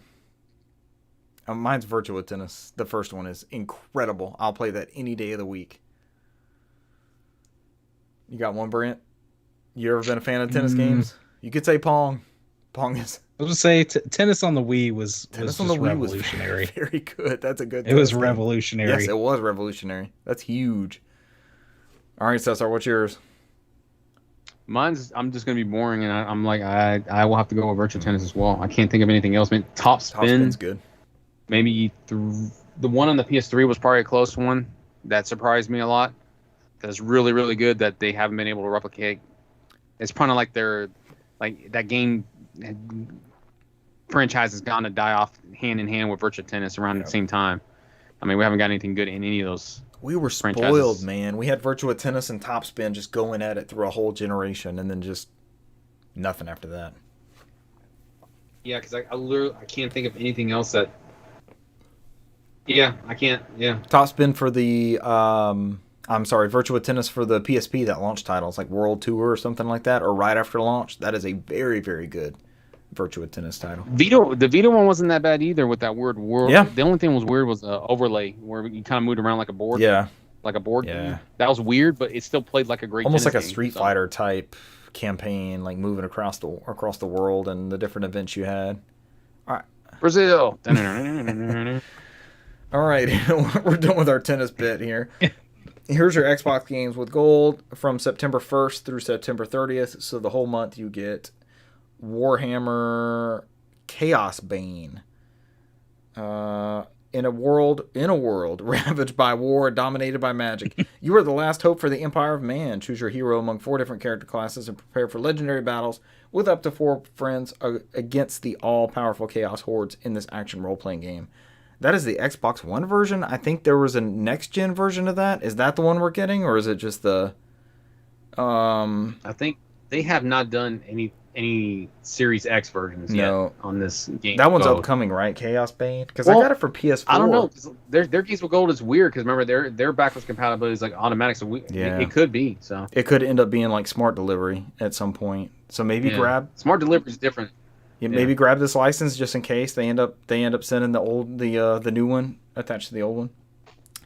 Also, September 1st through September 15th, you get Zone of the Enders HD collection. And if I remember right, Cesar, this is the one that is not fixed. No, this was fine. That was Silent Hill. I'm getting the 2 Konami collections mixed up. Yeah. From Silent Hill with the redone voice actors that everybody hates. Right.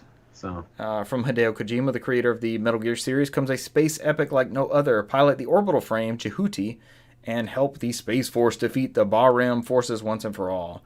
This title... One game was included with the demo, and another one was an actual sequel to that first game that was included with the demo. So. It was not the Crackdown of the PS2 era. Oh, it was actually a legit title. This title contains both Zone of the Enders and Zone of the Enders 2, the second runner, which was expensive as shit for a long time that I was in games retail. That was a hard to find game. And then I guess it kind of came down. It must have got a reprint, but it seems like it came down after this HD collection. I fucked around. It's probably been 6 or 7 years, and I popped in Zone of the Enders. It's like, I always hear about this. What is this? And that every minute I spent with that game was incredible. I was like, holy shit, this is good. It's a good game. Yeah. I beat it when it came out because I bought it to get the Metal Gear Solid 2 demo, but I beat the shit out of Zone of the Enders. I beat it right when it came out. It was great. If you're a big fan of like Gundam and Macross,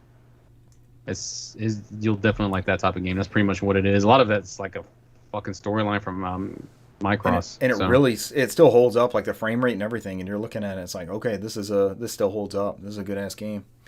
Renee says bring back Silent Hill. Moving on from September 16th through October. Duly noted. I'll tell all the people that I know to bring back Silent Hill, and they're going to ask me, like, what is Silent Hill? Renee, and then they'll just keep going. Get more people listening to this podcast, and maybe we can make this happen. I'm going to go into work, tell my boss tomorrow, like, hey, Renee said to bring back Silent Hill. He's going to be like, what's Silent Hill? I don't know. He just told me to tell people to bring it back. Speaking of bringing it back, from September 16th through September 30th, you get Samurai Showdown 2. Step onto the grand stage to test your skills to intense sword fights using the rage system and weapon-breaking attack features. Play 15 of your favorite characters in this renowned weapon-wielding fighting game against competition that is sharp as ever. Sharp as ever. That is via backwards compatibility. See what you did. And then from September 16th through October 15th, you can get Mulaka. In this action-adventure... bless you, sir. In this action-adventure title based on the rich indigenous culture of the Tarahumara people, fight back against a strange foulness that is corrupting their land. As the local shaman, Sukuroame, draw upon the power of the demigods, solve puzzles, and fight hand-to-hand in environments inspired by real Sierra locations. So these are... That whole description you gave me, I kind of like want to play Shadow Man now. Or... What did that remind me of? Shadow Man's close, yeah. As the local shaman. Yeah, Shadow Man is the correct reference here. There's nothing better than that. Those are 4 solid titles. I know this Warhammer Chaos Bane is...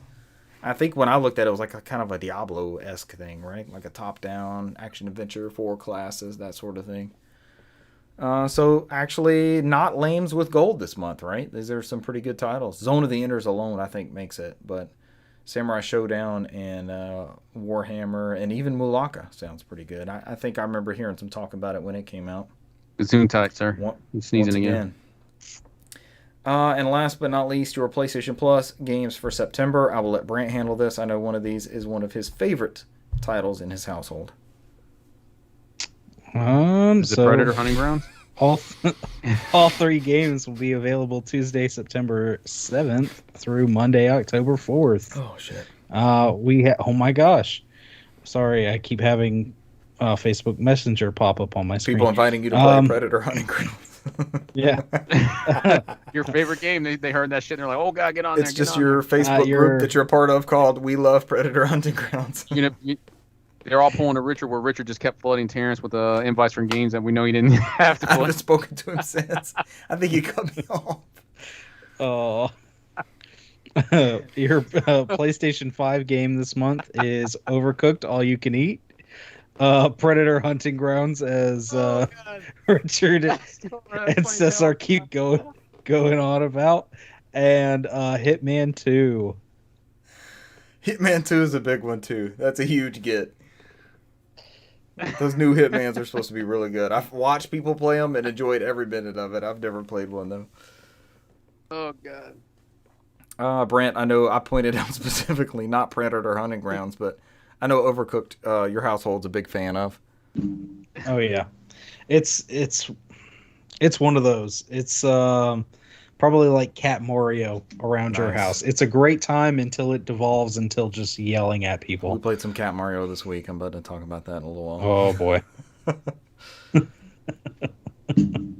I feel just when we get into that game, sometimes it winds up going really great, and then I wind up turning into Gordon Ramsay, yelling for the lamb sauce. You're all about the kitchen, and then so it's like the damn kitchen's on fire, and there's rats running away with the food, and I got people not paying attention to what they're cooking and what they're serving. So you tried to loan me this one time, but I think I had just gotten a copy on something else, and I was like, oh, that's what that is. But this is, I still haven't played it. This is like, it's cooperative, but it's counter-operative as well, right? And that hybrid of like a mix between the two. Yeah, you're all supposed to cooperate, but it can devolve if one wheel falls off the wagon. Then you're not successful. Yeah. Hitman 2 has Sean Bean in it? He's in the picture on the blog post. He's holding a rubber duck. I'm trying to figure out what's happening. Yeah. Is that just a Sony thing, the rubber duck?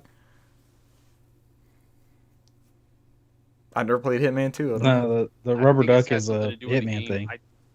I never got past the setup stage from the first game where they like throw you on that weird half ship that's inside a warehouse, and they're like, "This is how you play the game." I never got past that part in the first game. So, and there's 3 of them out already. So I don't know. I don't know the Sean B lore in the we know he's a guy, so that's spoilers maybe. For everything he stars in. So okay, this says franchise first co-op play. Who's playing this with me? We got to play some Hitman 2. Oh boy.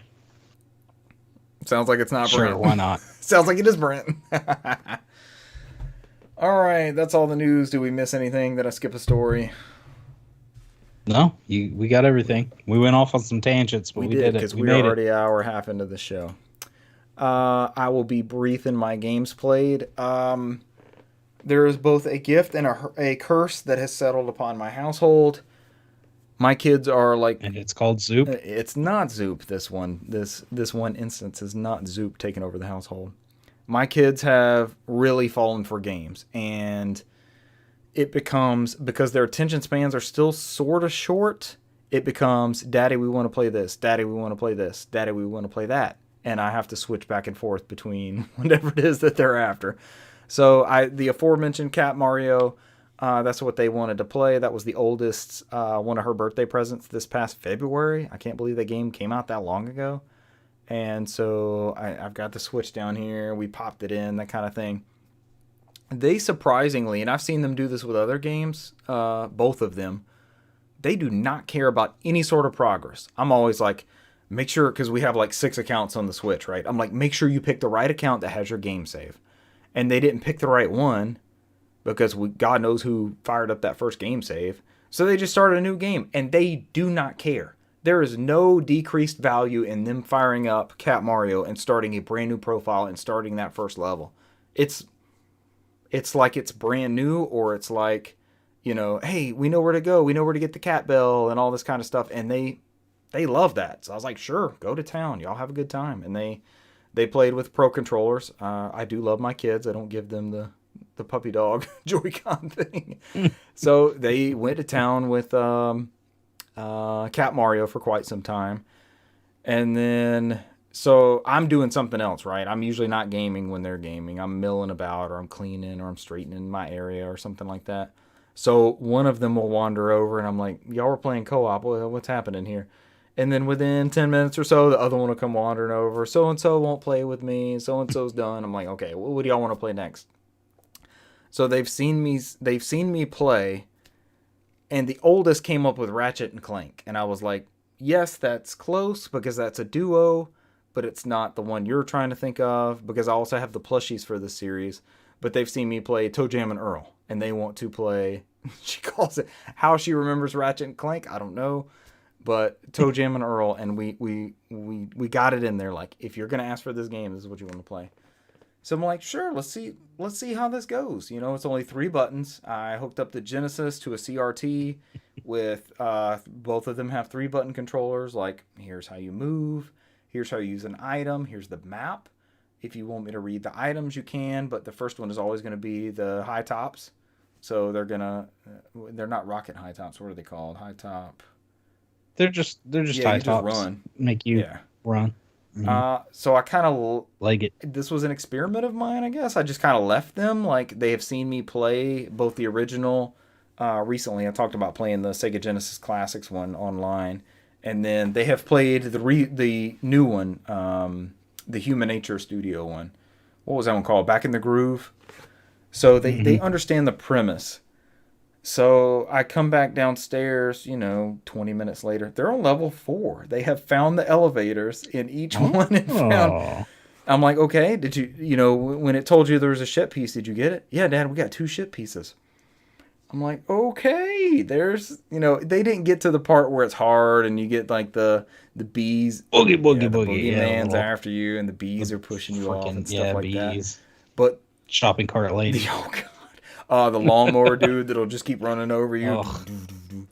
They will fuck you up. But this is currently their game. This has eclipsed. So Toe Jam and Earl from 1991 on the Sega Genesis. I know I'm doing a good job. This is one of my proud dad moments. This has become and I know all of us on the show are a fan of this series. This has become their go-to game. Dad, we want to play Toe Jam and Earl. And it's actually a flash cart, but the flash cart that I have, it loads the ROM that you last played, so they just have to hit start game, and it's going to load up Toe Jam and Earl. And the littlest one, you guys both know my kids. The littlest one is Toe Jam, and the biggest one is Earl, and they are very set. And I have the 2 plushies, and they get them out, they put them in their lap, and then they play as that respective character, and it's something else, man. I'm both excited, and it's something else I have to maintain, right? Like, it's something else I have to like help them set up and make sure they don't kill each other while they're playing, and but they're doing a good job with it, and they love Toe Jam and Earl, and I couldn't be more excited about that.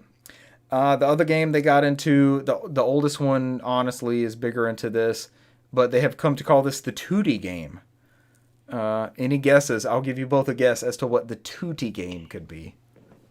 Oh, the Tootie game? Dad, we want to play the Tootie game. What are they asking for? Not 2D, like 2-dimensional, but Tootie, as in someone farts. Ooh. What game has a famous farting character in only one part of the game? Only one part of the game. The Tootie. I'm stumped. The Tootie game is Tomb Raider 2 for the PlayStation 1. What? They do not play the game. They don't play the adventure, the story mode, whatever you want to call it, of the continuing adventures of Madame Lara Croft. They play the side story bits that is the mansion, like the training thing and all that. So the Tootie game is the butler that follows you around everywhere you go with the lemonade, as my child says, and farts. He farts every once in a while as he creeps up on you. They have come to call that the Tootie game. And they run around the obstacle course. They go in the house. They go up the stairs, which are like ridiculously incorrectly rendered. If you look back at that with today's lens, Laura is a doll running up the stairs because the stairs are just massive. And they stand next to the sink in the kitchen, and the faucet from the sink could be like a shower head for Laura, because nothing was to scale in those early 3D games. It was just you were just running around in there like, oh God, these are stairs. Oh, they go up. Oh, look, there's a sink. There's a faucet. It wasn't, she can't wash her hands in this. She could take a bath in this sink. It was the fact that it was 3D rendered in there. But that is the 2D game. So they love Toe Jam and Earl. They love the 2D game. They love Cat Mario. They didn't beat that first world. They usually go through that first world on Cat Mario. I had to help them get 2 of the stars for that first Bowser Castle, but they did at least attempt the Bowser Castle, but I saw them cut it off after that. I also did a little bit of that Dragon Quest XI that I spoke of. I got to the next town from the demo part I was on, so that's Hellador, I believe. And I just put the system to sleep after that. I couldn't find a place to save. And I was being yelled at to do another task, so I got away from that. Played my usual bits of Halo. Nothing to add there. Nothing's different. Dead Space, I'm still in Mission 3 that I left off on last time? I'm at the end of Mission 3, but as I alluded to earlier in the podcast, I'm in an area. So I've been in areas where there's dead space. So there's like no gravity. You're just shifting around between vicinities. Let me rephrase that. That's not the dead space parts. That's the zero gravity parts. And then I've been in dead space parts where you have to run through where you don't have oxygen. So you're trying to get from point A to point B before you run out of oxygen, or you have to burn an oxygen tank. This area I'm in now is the first one where it's been zero gravity and dead space. So you're losing oxygen and you're also like, okay, there's no up is down, down is up, that kind of thing. And this is the first part in the game where I got totally disoriented because they put you out in this spot and then you're trying to look around for where the level continues, but you have to, the way the zero gravity part works is that you can kind of pivot yourself from a flat area to another flat area. And I can get to the first one, and I've got the official guide for this game. I'm just going to have to look it up to get past this point. But then I don't know where to go. It's like every time I think I'm advancing, I'm going back to the place I started from. So it's not bad game design, but I also am so disoriented in this segment, and you have a countdown timer. So when you're in Dead Space, Isaac is burning his oxygen tanks. And it gives you the bits that it's had up until this point. I've had plenty of time to do what I needed to do. It's never really been a factor, but I'm running out of time in this. I haven't died, but as I'm looking around, like, where the hell do I go? I'm having to get back where I was before to go in like the airlock chamber and then the next room after that to replenish my oxygen thing. And I did that about 3 or 4 times where I'm looking around like I have no clue what to do here. And like I said, I got to look at the guide and just see, point here to here, point here to here, point here to here, and then be done with it. Just so I can get past this point because it's not intuitive. And I spoke last week about you click the right stick in and it kind of tells you where to go. Because it's the zero gravity thing, it's like the thing is just pointing straight up behind me and stuff, places I can't really see. The camera controls aren't fast enough to like look around as quick as I want to, and as quick as I would say current gen games will let you do. So this may be an artifact of its time, and I saw in that, as I'm looking back, as I saw that Dead Space demo that they did earlier this week for the reimagining, it seems like that bit's going to be streamlined. Like, it's not going to be as... Because the only time I've played this game been like, this isn't fun. This is the first point I hit where it's like, I'm not enjoying this. Something about it's just not intuitive, and it doesn't feel like it's built into the game the way the rest of the game has been this far. And I know they've shown me both of these type scenarios separately, but combined with whatever disorienting, like, up and down thing I'm dealing with right now, it's not going well. And there's not even monsters. Like, nothing's attacking me in this zone. So if there's more of these coming up, I may struggle with these bits. This may be the detriment to this first title. But I kind of stopped at that point. And I was like, I just don't have time to do this over and over and over and over. Because I was literally trying to find my way. And then as I got down to like 20 or 30% on my oxygen, I was like, fuck, I can't keep looking because I don't know where this is going. I have to go back to where I came from and try to get through the airlock. Because just because you get back to the airlock doesn't mean you're going to get oxygen back. You still got another like 10 or 15% on your oxygen tank before it expires and Isaac dies. So not too much further on Dead Space. Myself and friend of the show, Jeremy, tried Gang Beasts. I don't know if either one of you have played Gang Beasts. Maybe I need a tutorial on the movement, but we immediately jumped into online. It was just like, let's download this and try it. And I had no clue what was happening. And I either got massacred immediately or someone picked me up and just threw me over the side. Or, I mean, it seemed random and funny, but the way the controls worked, it was just, what am I doing here? Like, these people are just picking me up and throwing me around at will. And I'm just at their mercy. And just they're picking up my body and just throwing me off of train tracks or skyscrapers or wherever that level was. It seemed cool, but I don't know if I'll go back to it. I might watch somebody who knows how to play kind of explain it. That was a Game Pass game, so it was just in there to demo. Game Pass is like this era's demo discs. Try this out. See what you think. Did I play anything else? I have talked him into starting Gears of War Ultimate Edition. He's never played a Gears of War game, so I think we're going to fire some of those up co-op and give those a go. See what he thinks at least. Cesar and I famously beat that in one sitting and loved every single second of it. That was a hell of an experience playing through Gears of War Ultimate Edition in one night. That was a lot of fun. Unlike the time where Cesar didn't beat Halo. It was years before that. Halo. Cesar's beat Halo. He watched the end credits and the end cutscene. He's beat Halo. What was the Burmac fight? What was it called? Yeah, you had a Brumac, and then like it was the train ride, like it was a train depot or something that was the cut PC content. It didn't. Yeah, but that's where the slow down at though. Right. So I was like, right. You could take it away and not miss anything, but more Gears of War is not a bad thing. Like even filler levels. That's what it felt like, right? Like filler levels. Because we died. Did we die a bunch on that Brumac fight for no reason? Yeah. It was very peculiar. There was some cheapness to it, I would say. Because they put you in that pipe yard, I want to say, and it just didn't have like the right cover, or there was just something off on it. But we're going to try that out. Gears of War Ultimate Edition on Game Pass, I guess. I know we all three have physical copies. Brent, did you get that one yet with your Xbox? Okay. Yeah, I've got. That's awesome co-op, as we've already stated.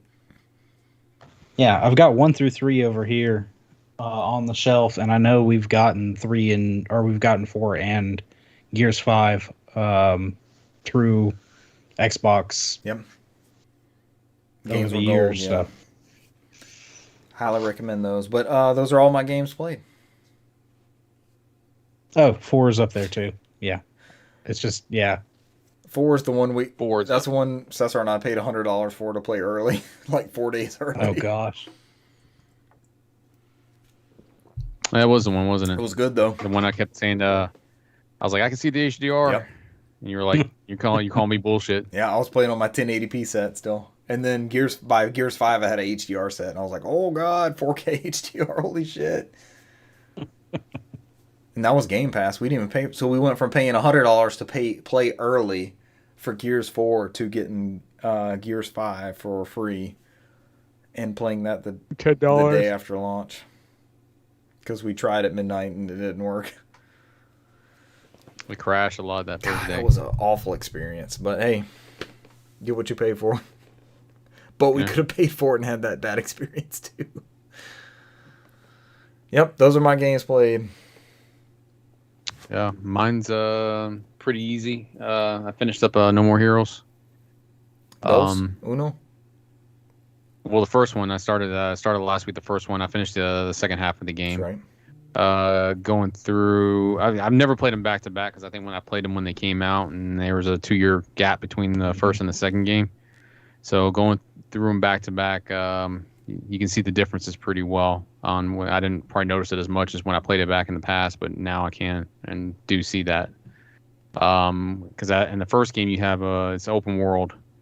It's a dead open world. I mean, it's usually just the same amount of people crossing the street that you usually just run into with your bike and throws you off the bike. And I mean, you have to go around and look for loft calls, dodge balls around the town, and he teaches you wrestling moves. And but I mean, there's a lot of that was like some of the things you could do in the open world, and I mean, a lot of the missions were spread out. So my only gripe with that game was that as you get missions and and you start them up and you complete them, there's no way to restart the mission unless you go all the way back to the employment office and then request it again and then go all the way back to start the mission again. You can only redo a mission if you fail completely. So if you fuck up and you only kill one person instead of all of them, you sort of complete the mission. Then you got to go back and reactivate it and go back there again and start over again. So it's That's lot a of sign of its times, though, right? I don't know, man. It was like the whole idea, like open worlds were big GTA style, and it was like right around the Wii. They're like, oh, let's throw in an open world and go with that. But then there wasn't much in there to do. But I mean, most of the aesthetic from that game is the style in that game, and just as you go through the assassins, you're an assassin yourself, and you go through the ranks, and you learn some of the backstory. Some of these assassins, just not a bunch, but just a little bit, get you interest up there, like why they're doing it. And most of the times, just Travis Touchdown just talking shit to him. I mean, he doesn't. He kind of like dismisses everything they say.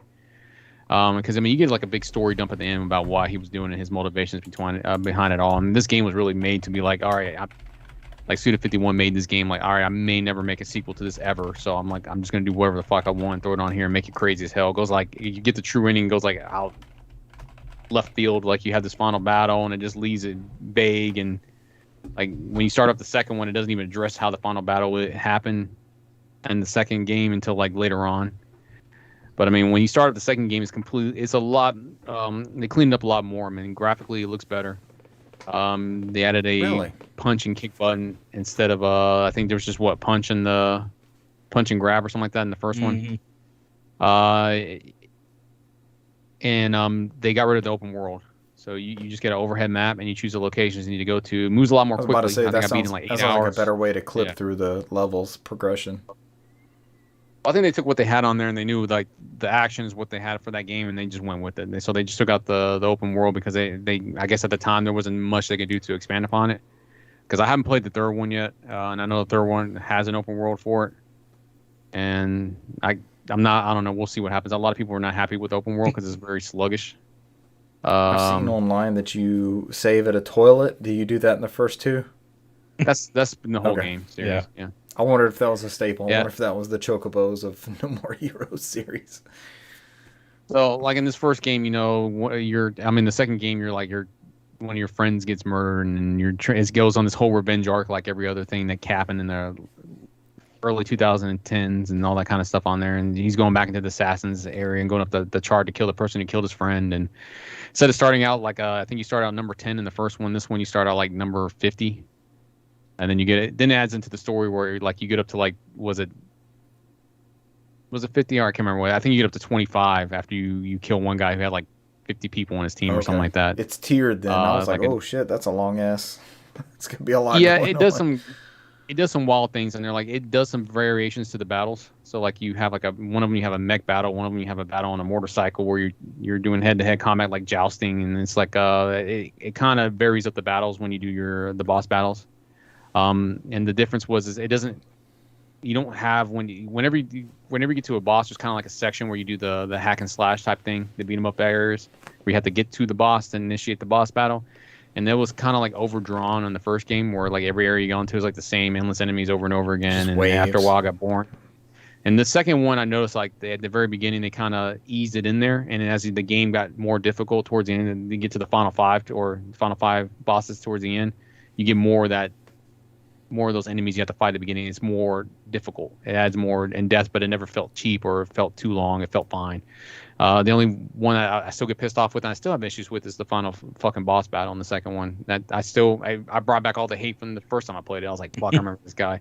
Because there were certain points in there he just gets cheap, and like I get knocked and blown out a window, and there was nothing I could do because I didn't move out in time. And I'm like, and you immediately have to start the whole battle process over again. And it follows that whole Mario 64 stagnant where you got to fight the boss 3 times. So if you get to the second or third time, then you got to fucking do it over again. It's like it's a pain in the ass, man. But eventually I got through it, and I mean the ending in that game was it had a true ending in that one, and it's kind of like it left it ambiguous if you didn't get the true ending. I mean, in there he ends up getting the girl at the end of it. It's funny because he still has that joke about her doing the yoga poses, and when he finally sleeps with her, he's like screaming "downward dog." It's like the whole joke they had from the first game carried over to the second one, because I remember it's like, oh god, he did make a big deal about that when that's all he did is went out the hotel room. It's like "downward dog," and it's like nudity. It's probably good you played them back to back then. Yeah, I mean, I don't think I would have noticed it unless otherwise. Right. So I went ahead and I fired up Travis Strikes Back. I did it on PS4 The minigame because that collection one one. had a little bit higher frame rate. The minigame collection one. Yes. Yeah, I fired it up on PS4. I've like halfway through it. This one it starts off and like with what they introduced before, like one of the bosses from the first game, Bad Girl. I think she was like the third one or something like that. Her father's trying to get revenge against Travis Touchdown in this game for killing her off. And so somebody goes up to him and tells him where Travis Touchdown is, and he's randomly located somewhere in Texas. Randomly, he's off the grid. And he gives him this death ball, which goes to a death mark or death drive system, which is kind of like a weird Genesis ripoff. That's what it looks like. So he tells him like, go find him and get your wish. So apparently they do some backstory. So apparently this console was one of those weird ones where like they had the first. This is a Mark II. The Mark I was released as an arcade cabinet and it was canceled in the first week. And then this Mark II was never released. So there's like a very limited supply out in the chain. It's one of those urban legends of like game console type situations. So there's this console and there's only 6 death balls which is what runs the games off in there, that are available for him. And he's got to find them all. And so the rumor is if you get all 6 death balls and you complete all 6 games, and any wish you want is granted. So I'm assuming this is how a character who has died comes back. I'm assuming this is how they brought that person back. As you go through, there's little nods to other Suda51 games on there. There's a Shadow of the Damned cameo. There's a cameo from Silver Case. Like other Suda51 games, they all kind of their characters littered throughout that whole story. And they jump around like this. A lot of it plays like indie games, like I said before. Like the first one was styled as a over the top isometric type game, and then the second one has been like a puzzle-esque one where you're like trying to hunt down this serial killer. As you go through, it's the second death ball. As you go through it, like Travis is narrating, like he basically got out of the assassin's gig again, and he basically left his wife and child behind and just blew them off just so he can get away from everything. And so it's like he made a comment like, "Hey, in hindsight, I probably shouldn't have done that." So as you go through, then you start interacting with the other characters that set everything up for the third game. Like Shinobu shows up, and it does a lot with it. And then you find out more about his backstory. So I think I'm like halfway through it. I'm on the 3rd death ball right now, where I just got 3 more left. So basically, when you beat the levels, you have to go through, and they give you like this little text adventure game where it gives you more background about what Travis has been doing. And it's funny because like there's a part on there where like you had to go get a death ball randomly somewhere in the middle of America, and then he stops by the beefhead on the way back home, and he sees a Bishop there, and I was like, Bishop's dead. And then he brings this whole little breaks the 4th wall. And it's like, oh, Bishop's younger brother bought the beefhead and now turn into a GameStop and just rents out games. And so it's like it does a lot of crazy stuff with the story, man. There's a lot of stuff it sets up for No More Heroes 3 in there. There's a lot going on story wise. It's crazy. But yeah, that's about halfway through. That's about as far as I got in there. So that's pretty much everything I've played this week. Outside maybe like an hour or two of Ghost of Tsushima director's cut. I've been playing a little bit of that as well, but I just finally got to that island in the very beginning. So that's the expansion part, right? Mm-hmm. Okay. Is that only available on PS5, or is that in the PS4 version as well? I think you can pay like the $20 to get the PS4 stuff. So it's $20 to get the expansion, $10 to get the upgrade. I think it's $30 for the whole package, and $59.99 or $69.99, however much it is for the whatever the disc is or whatever that shit is. So, but yeah, I mean that one took me a minute because like I literally had to figure out how to use the controls again and go to rock paper scissors. It's like I was getting my ass kicked. It's like, oh yeah, I forgot I got to go to different types on there, and it's like it took me a minute to kind of remember everything and go back in there because a little bit I played of it, it pops up on the middle of the map towards the bottom like, hey, you know, the place where his father died was on that island, and then they were like the Mongols were over there, and like a lot of the people that they exiled off of Tsushima is on there. And so it's like they all hate his family. So he has to like cover up his family's mark and everything. He has to go back into it. That's the place where his father died, like I said earlier. And so as you go through there, the only thing I've seen differently so far, enemy-wise and variation, is like the Mongols have like these people that chant. And they'll chant songs, and they'll enhance the attributes for certain enemy characters. So you have to kill those chanters first. because if you don't, like, they're basically invisible. So it's like, and it gets tough because you got like 80 people coming at you at once, and you got to go hunt down that fucking Channer, and he's like running away. And I'm like, come on, man, come back to me. But I mean, I think a lot of that's just a jank from me having playing it for so long and just trying to remember the flow of the game. Another podcast I was listening to, they were referencing that, like, it's been so long since I beat this game, it's hard to go back to these mechanics that expect you to have that, like, in-game base level and then expand upon it. Yeah. And the other example they brought up was Breath of the Wild. Like, I love that game. It's number one for me all time, probably. I've never beat that DLC. I couldn't do that Master Temple thing because it was so much further after I beat that game. Like, I lost all that timing and was it the counterattacks and all that kind of stuff. It's like, yeah. And it didn't take away from the game for me. I know expansion passes are expansions, so you'll get more out of that story and lore and area and all that. But when it expects you to build upon the previous experience that you had, and it's been so long, like it's been a year since that game came out, that it's kind of hard to. Was that a pandemic game? I can't remember. Was that in our pandemic we got it? I feel like it was right at the start. I feel like it was like March 2020. Was it before the summer before? It was March 2020. I'm pretty sure. Oh, yeah. I guess so. Yeah. I think I had just moved in here. I had to change where the thing was being shipped. I don't remember, man. The last year was such a blur. Was a blank year for me. Blur is one way of putting it. I think all I can remember from last year is I beat Final Fantasy VII twice. And we already have a remake of that. And so, but Ghost of Tsushima. Ghost of Tsushima launched July 17th, 2020. This is still affordable. Get it before it goes super expensive. All right. Make sure you get the Hong Kong one because that's the only one with English. Japanese one does not have English. Cesar, of course, showed for our audio listeners Travis Strikes Again for the PlayStation 4. Get it, the Hong Kong version. It has English. Where did you get that from, Cesar?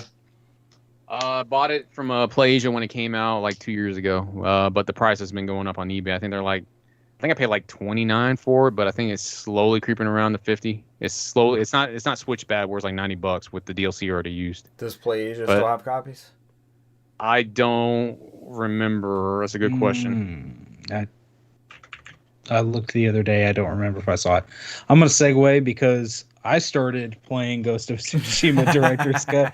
I did not coordinate this with Cesar. Yeah. But I saw an ad just like randomly popped up. I'm like, you know what? I haven't downloaded the Director's Cut, so I went ahead and I booted the game up, downloaded that, paid the upgrade, and I just went ahead and just restarted the whole game. Oh. Because I knew I'd have that like fallout with not playing it for a while, right. And I loved the story so much, and I wanted to re-experience it and make, different decisions and play it a little bit different than I played it the first time. So yeah. I have no problem replaying this game. You were raving about it last year. And I've probably played an hour and a half or so. I'm still on that first portion. Getting people to help me to where I can go back and liberate, save my uncle from the Khan that's come and taken the island. That's the first part, right? Yeah, it's still the first part. And I know after you finish that first portion of the island and you open that up, then that DLC area, Iki Island, becomes available as well. So, and with the extra, the haptic feedback and played with the headset on, the 3D audio and everything. Yeah, it's so good. It's so good. What did they add with the haptic feedback, like the arrows and stuff? Yeah, you have the tension with the bow on the with the triggers. You've got when riding the horse and you can feel all that different stuff, or when he puts away his sword, the way the controller just like lightly will vibrate on certain things, and it's just really good. I think this game needed that little extra next gen push. We thought it was gorgeous on PS4 and PS4 Pro, and then we see what the PS5 can do to it with the with the upgrade, and then with the total next gen upgrade package on top of that. Mhm. It just expounded. And really, other than that, I haven't played too much else. I did some more of the Pokemon Unite. No, come on, Brant. Watch anime like me. Stop playing games. I've been watching more anime. I still had time to put games in. Watch anime. Oh, on the anime note, my Cowboy Bebop Blu-ray came in. That says I recommended I get from Europe and pay $11 and not $80 in the U.S. You pay? Oh my gosh! See, I got it for like $20. It was 11 shipped off of eBay from UK. I already told Richard, and I got both of y'all beat. I got mine from the $5 bin on Blu-ray for Walmart. Wow! Can't beat My that. Cowboy Bebop movie. That's because it went from Sony to Funimation, and then went back to Sony because when Sony bought Funimation. But that's a funny story. That's something else. But yeah, Can't beat that. But yeah,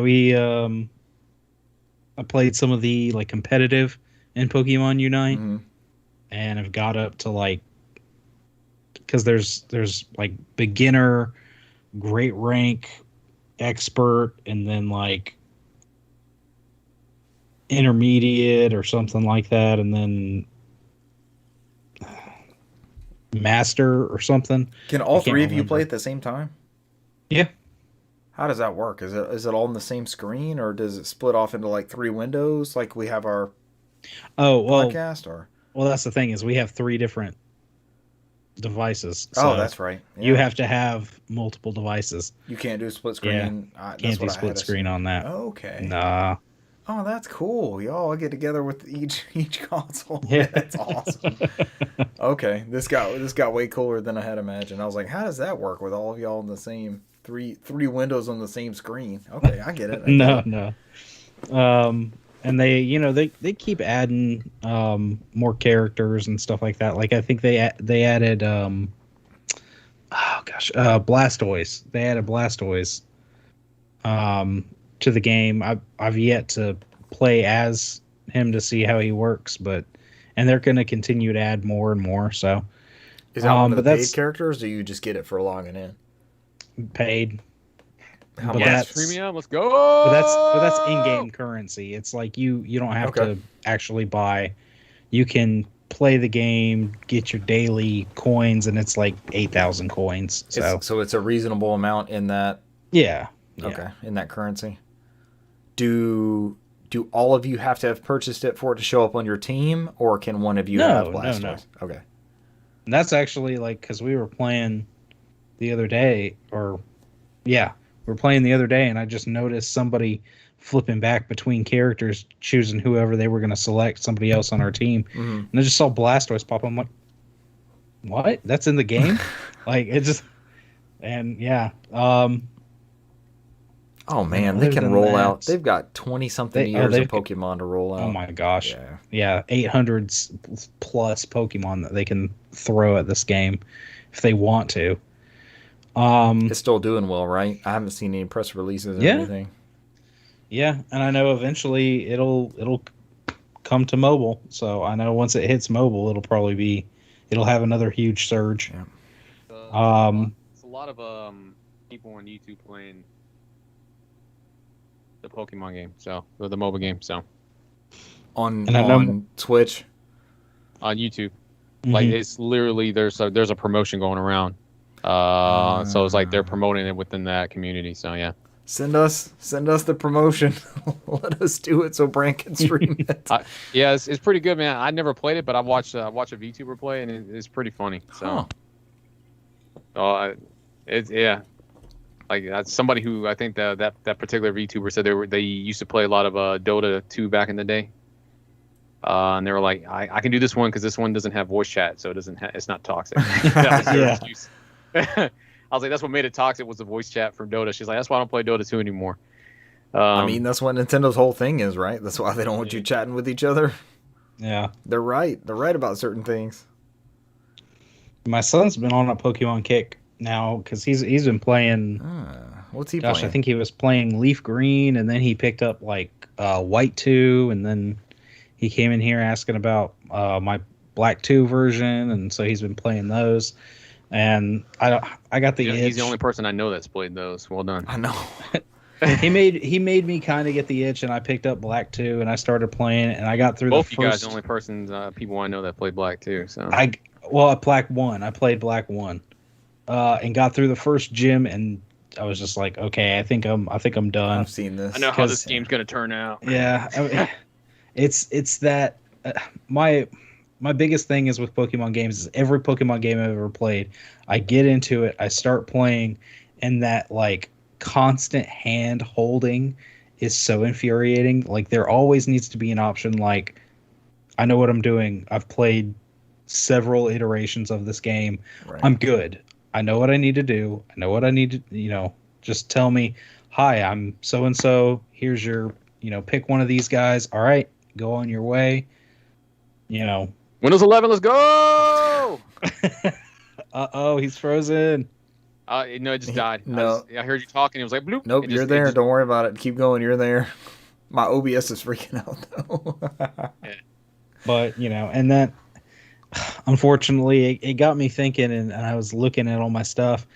And anybody that has any of these Pokemon games and doesn't have any kind of emotional attachment, isn't a collector, now is kind of the time to sell. There's a huge markup on a lot of these games. And unfortunately, I realized one of my games is fake. Really? How did you find this out?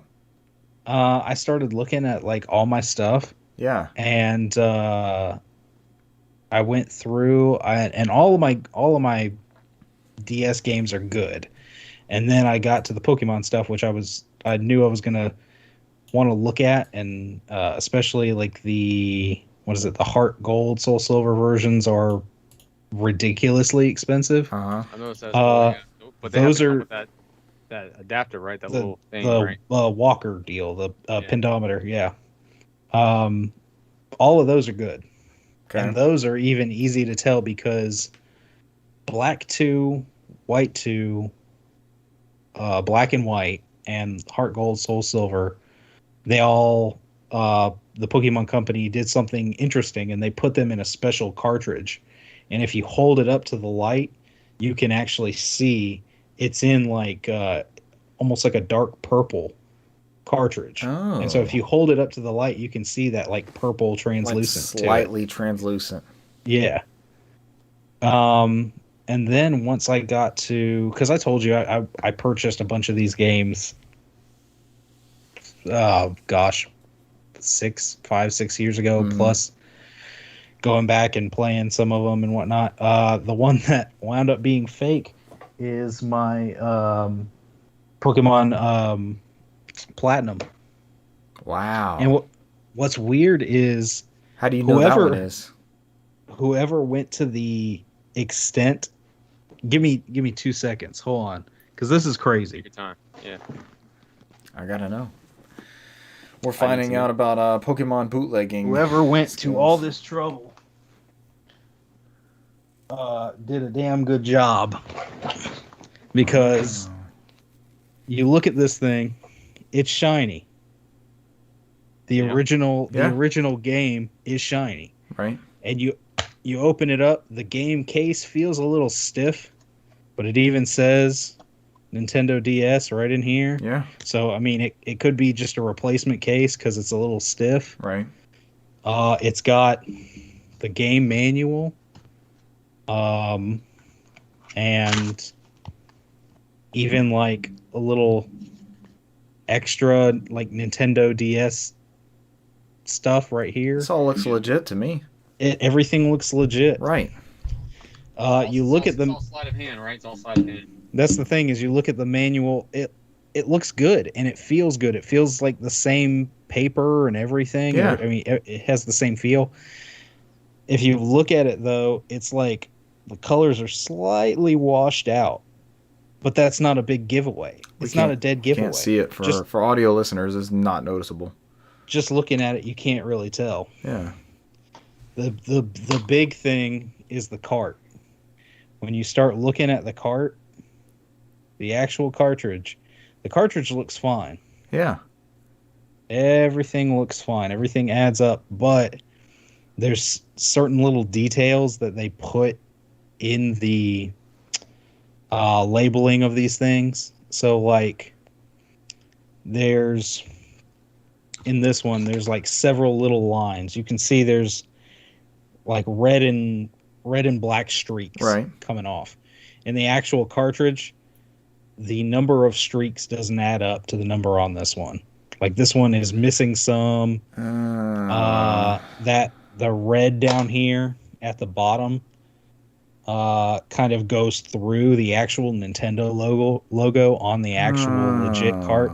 It's weird. That Nintendo logo on there is red, where on the actual cartridge it's black. It's not just a different print or anything? Oh, I went as far as breaking this bad boy open. Oh. And looking at the board. And you can tell it's a fake. You can tell it's fake after the board. And you got this like 6 years ago. Were they really were they to that point then? Well, that's the thing is like they weren't even that expensive back then. Oh. They they weren't overly expensive. It's just this market and all these. You're good. Cesar, we can't hear you. No, mine's is good because mine's still Yours sealed. Is sealed. Then there's that. Cesar, break it open so we can compare. I got this version that's already broken open, so break it open so we can compare. We could. That's what I was gonna do, but it's still sealed, so I think I'm good. Sealed. It's sealed. Keep it. And that's the thing is, I mean, you can go on eBay and see there's several sellers selling these, and they say brand new, not even opened, and then they have a picture of the case open and everything. Look at, and they've changed how they labeled it and everything. But how much are those? That's the thing is this game sells for anywhere between 80, 90, upwards 100. So Cesar Seal one's probably 200 something. And that's the thing is like whoever went to all this trouble, I mean, to get this like glossy. It looks perfect to me. I never would have known. I would have bought that if I saw that somewhere. Great. I'd buy it. You probably got a dude that just had a good printer. Wow. And probably just printed and then printed a whole bunch of them and just sliced them up and just went along whatever the easiest way on there. And that's the thing is I think I found there was one other game, and it was in my son's collection. His Fire Red version was a fake, and that one is obviously because like the label for the thing it's supposed to be like a holographic and it's matte, and then you open up the cartridge and there's like a battery in there when those games didn't even run off battery like saves or something. And I was like, oof. Like the PCB in there doesn't even have Nintendo on it. And, you know, it's... Oh, man. Pokemon Same with that. Yeah, same thing with this one. And it's not just Pokemon. There's all sorts of... But if you pop that in a DS, it shows Pokemon Platinum, right? It does. Everything looks right? Yeah. Man, I would just keep that shit and keep it as it is. You have a playable copy of the game. Sometimes it depends. There's because there's debate on that, whether it's bad to have one or not and everything. Yeah. My whole thing is somebody profited off it's true. Off a completely fake and selling it as a original complete copy. Right. So that's definitely dishonest. That's shady on them, but you still didn't take anything from Nintendo's pocket because you were buying it secondhand either way.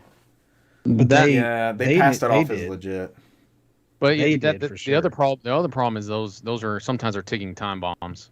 Like sometimes they can last forever and sometimes they'll die in a certain amount of time. Sometimes they die, sometimes because they're a reproduction or technically not a real copy, sometimes they're missing certain features or sometimes they'll have different bugs. They'll corrupt itself. Yeah. Mm-hmm. Depending on because they use cheap parts in there. Because typically what they do is they take a cheap DS game and they just blow it out and then they just copy that game on that. It's typically what they do, and then sometimes this is not even that because it doesn't have Nintendo on the board. Nothing.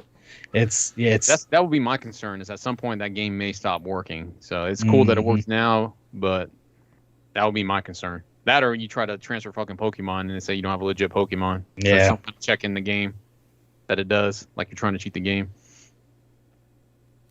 Damn. But yeah, that's part of the fun of collecting. You gotta learn and watch your P's and Q's. Yeah. I've had this conversation with Richard before, man. I don't buy secondhand DS and Game Boy Advance because there's so many pirated copies of those things. You can't tell what's real or what's not. I mean, Yeah. the only one I'm considering right now is a Dragon Quest cart that has Dragon Quest 4, 5, 6, and 9 on it. So I know what I'm getting if I get that DS game.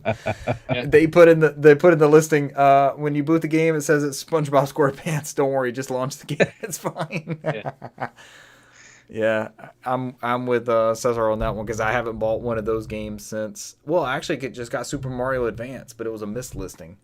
And they said it was the Japanese one, and I'm looking at the cover like, it's a U.S. cover. Like, whoa, what is happening here? And I popped it in Game Boy Advance, and it fired up. It's the U.S. one, so I guess people were deterred by the listing that said it was a Japanese copy. Mm-hmm. But I haven't bought hardly any of those games since then, and I sold my. I took like either Cesar or Michael went with me on that trip, but I took like 5 or 6 games to GameStop when they had some crazy trade promo. And one of those was my physical copy of, was it Heart Gold, I think? And I just took cart only in there. And I traded like 5 or 6 games for a brand new PS4 Pro. That's what I flipped them for. And I had Castlevania Legends, I think, for Game Boy. There was a couple games that I saw were heavy hitters with some weird promo they had. And I was like, I'm not playing this, or I don't need this physical copy. It doesn't mean that much to me, and I can get rid of this. And I walked out of there with a PS4 Pro and still some credit left over after that. That's been some years though, but It's not. It didn't break your heart like Burning Rangers did. Oof. Burning Rangers still doesn't hurt. I made money on it overall, I guess. So even none of those I really look back on like, meh. I mean, it'd be cool to have Burning Rangers, but I could still play Burning Rangers today if I wanted to. Polymega, we'll be playing it. We'll be playing it in 2 weeks. Just join me and just have the Japanese one that was like cost me $30. So yeah, and then there's that.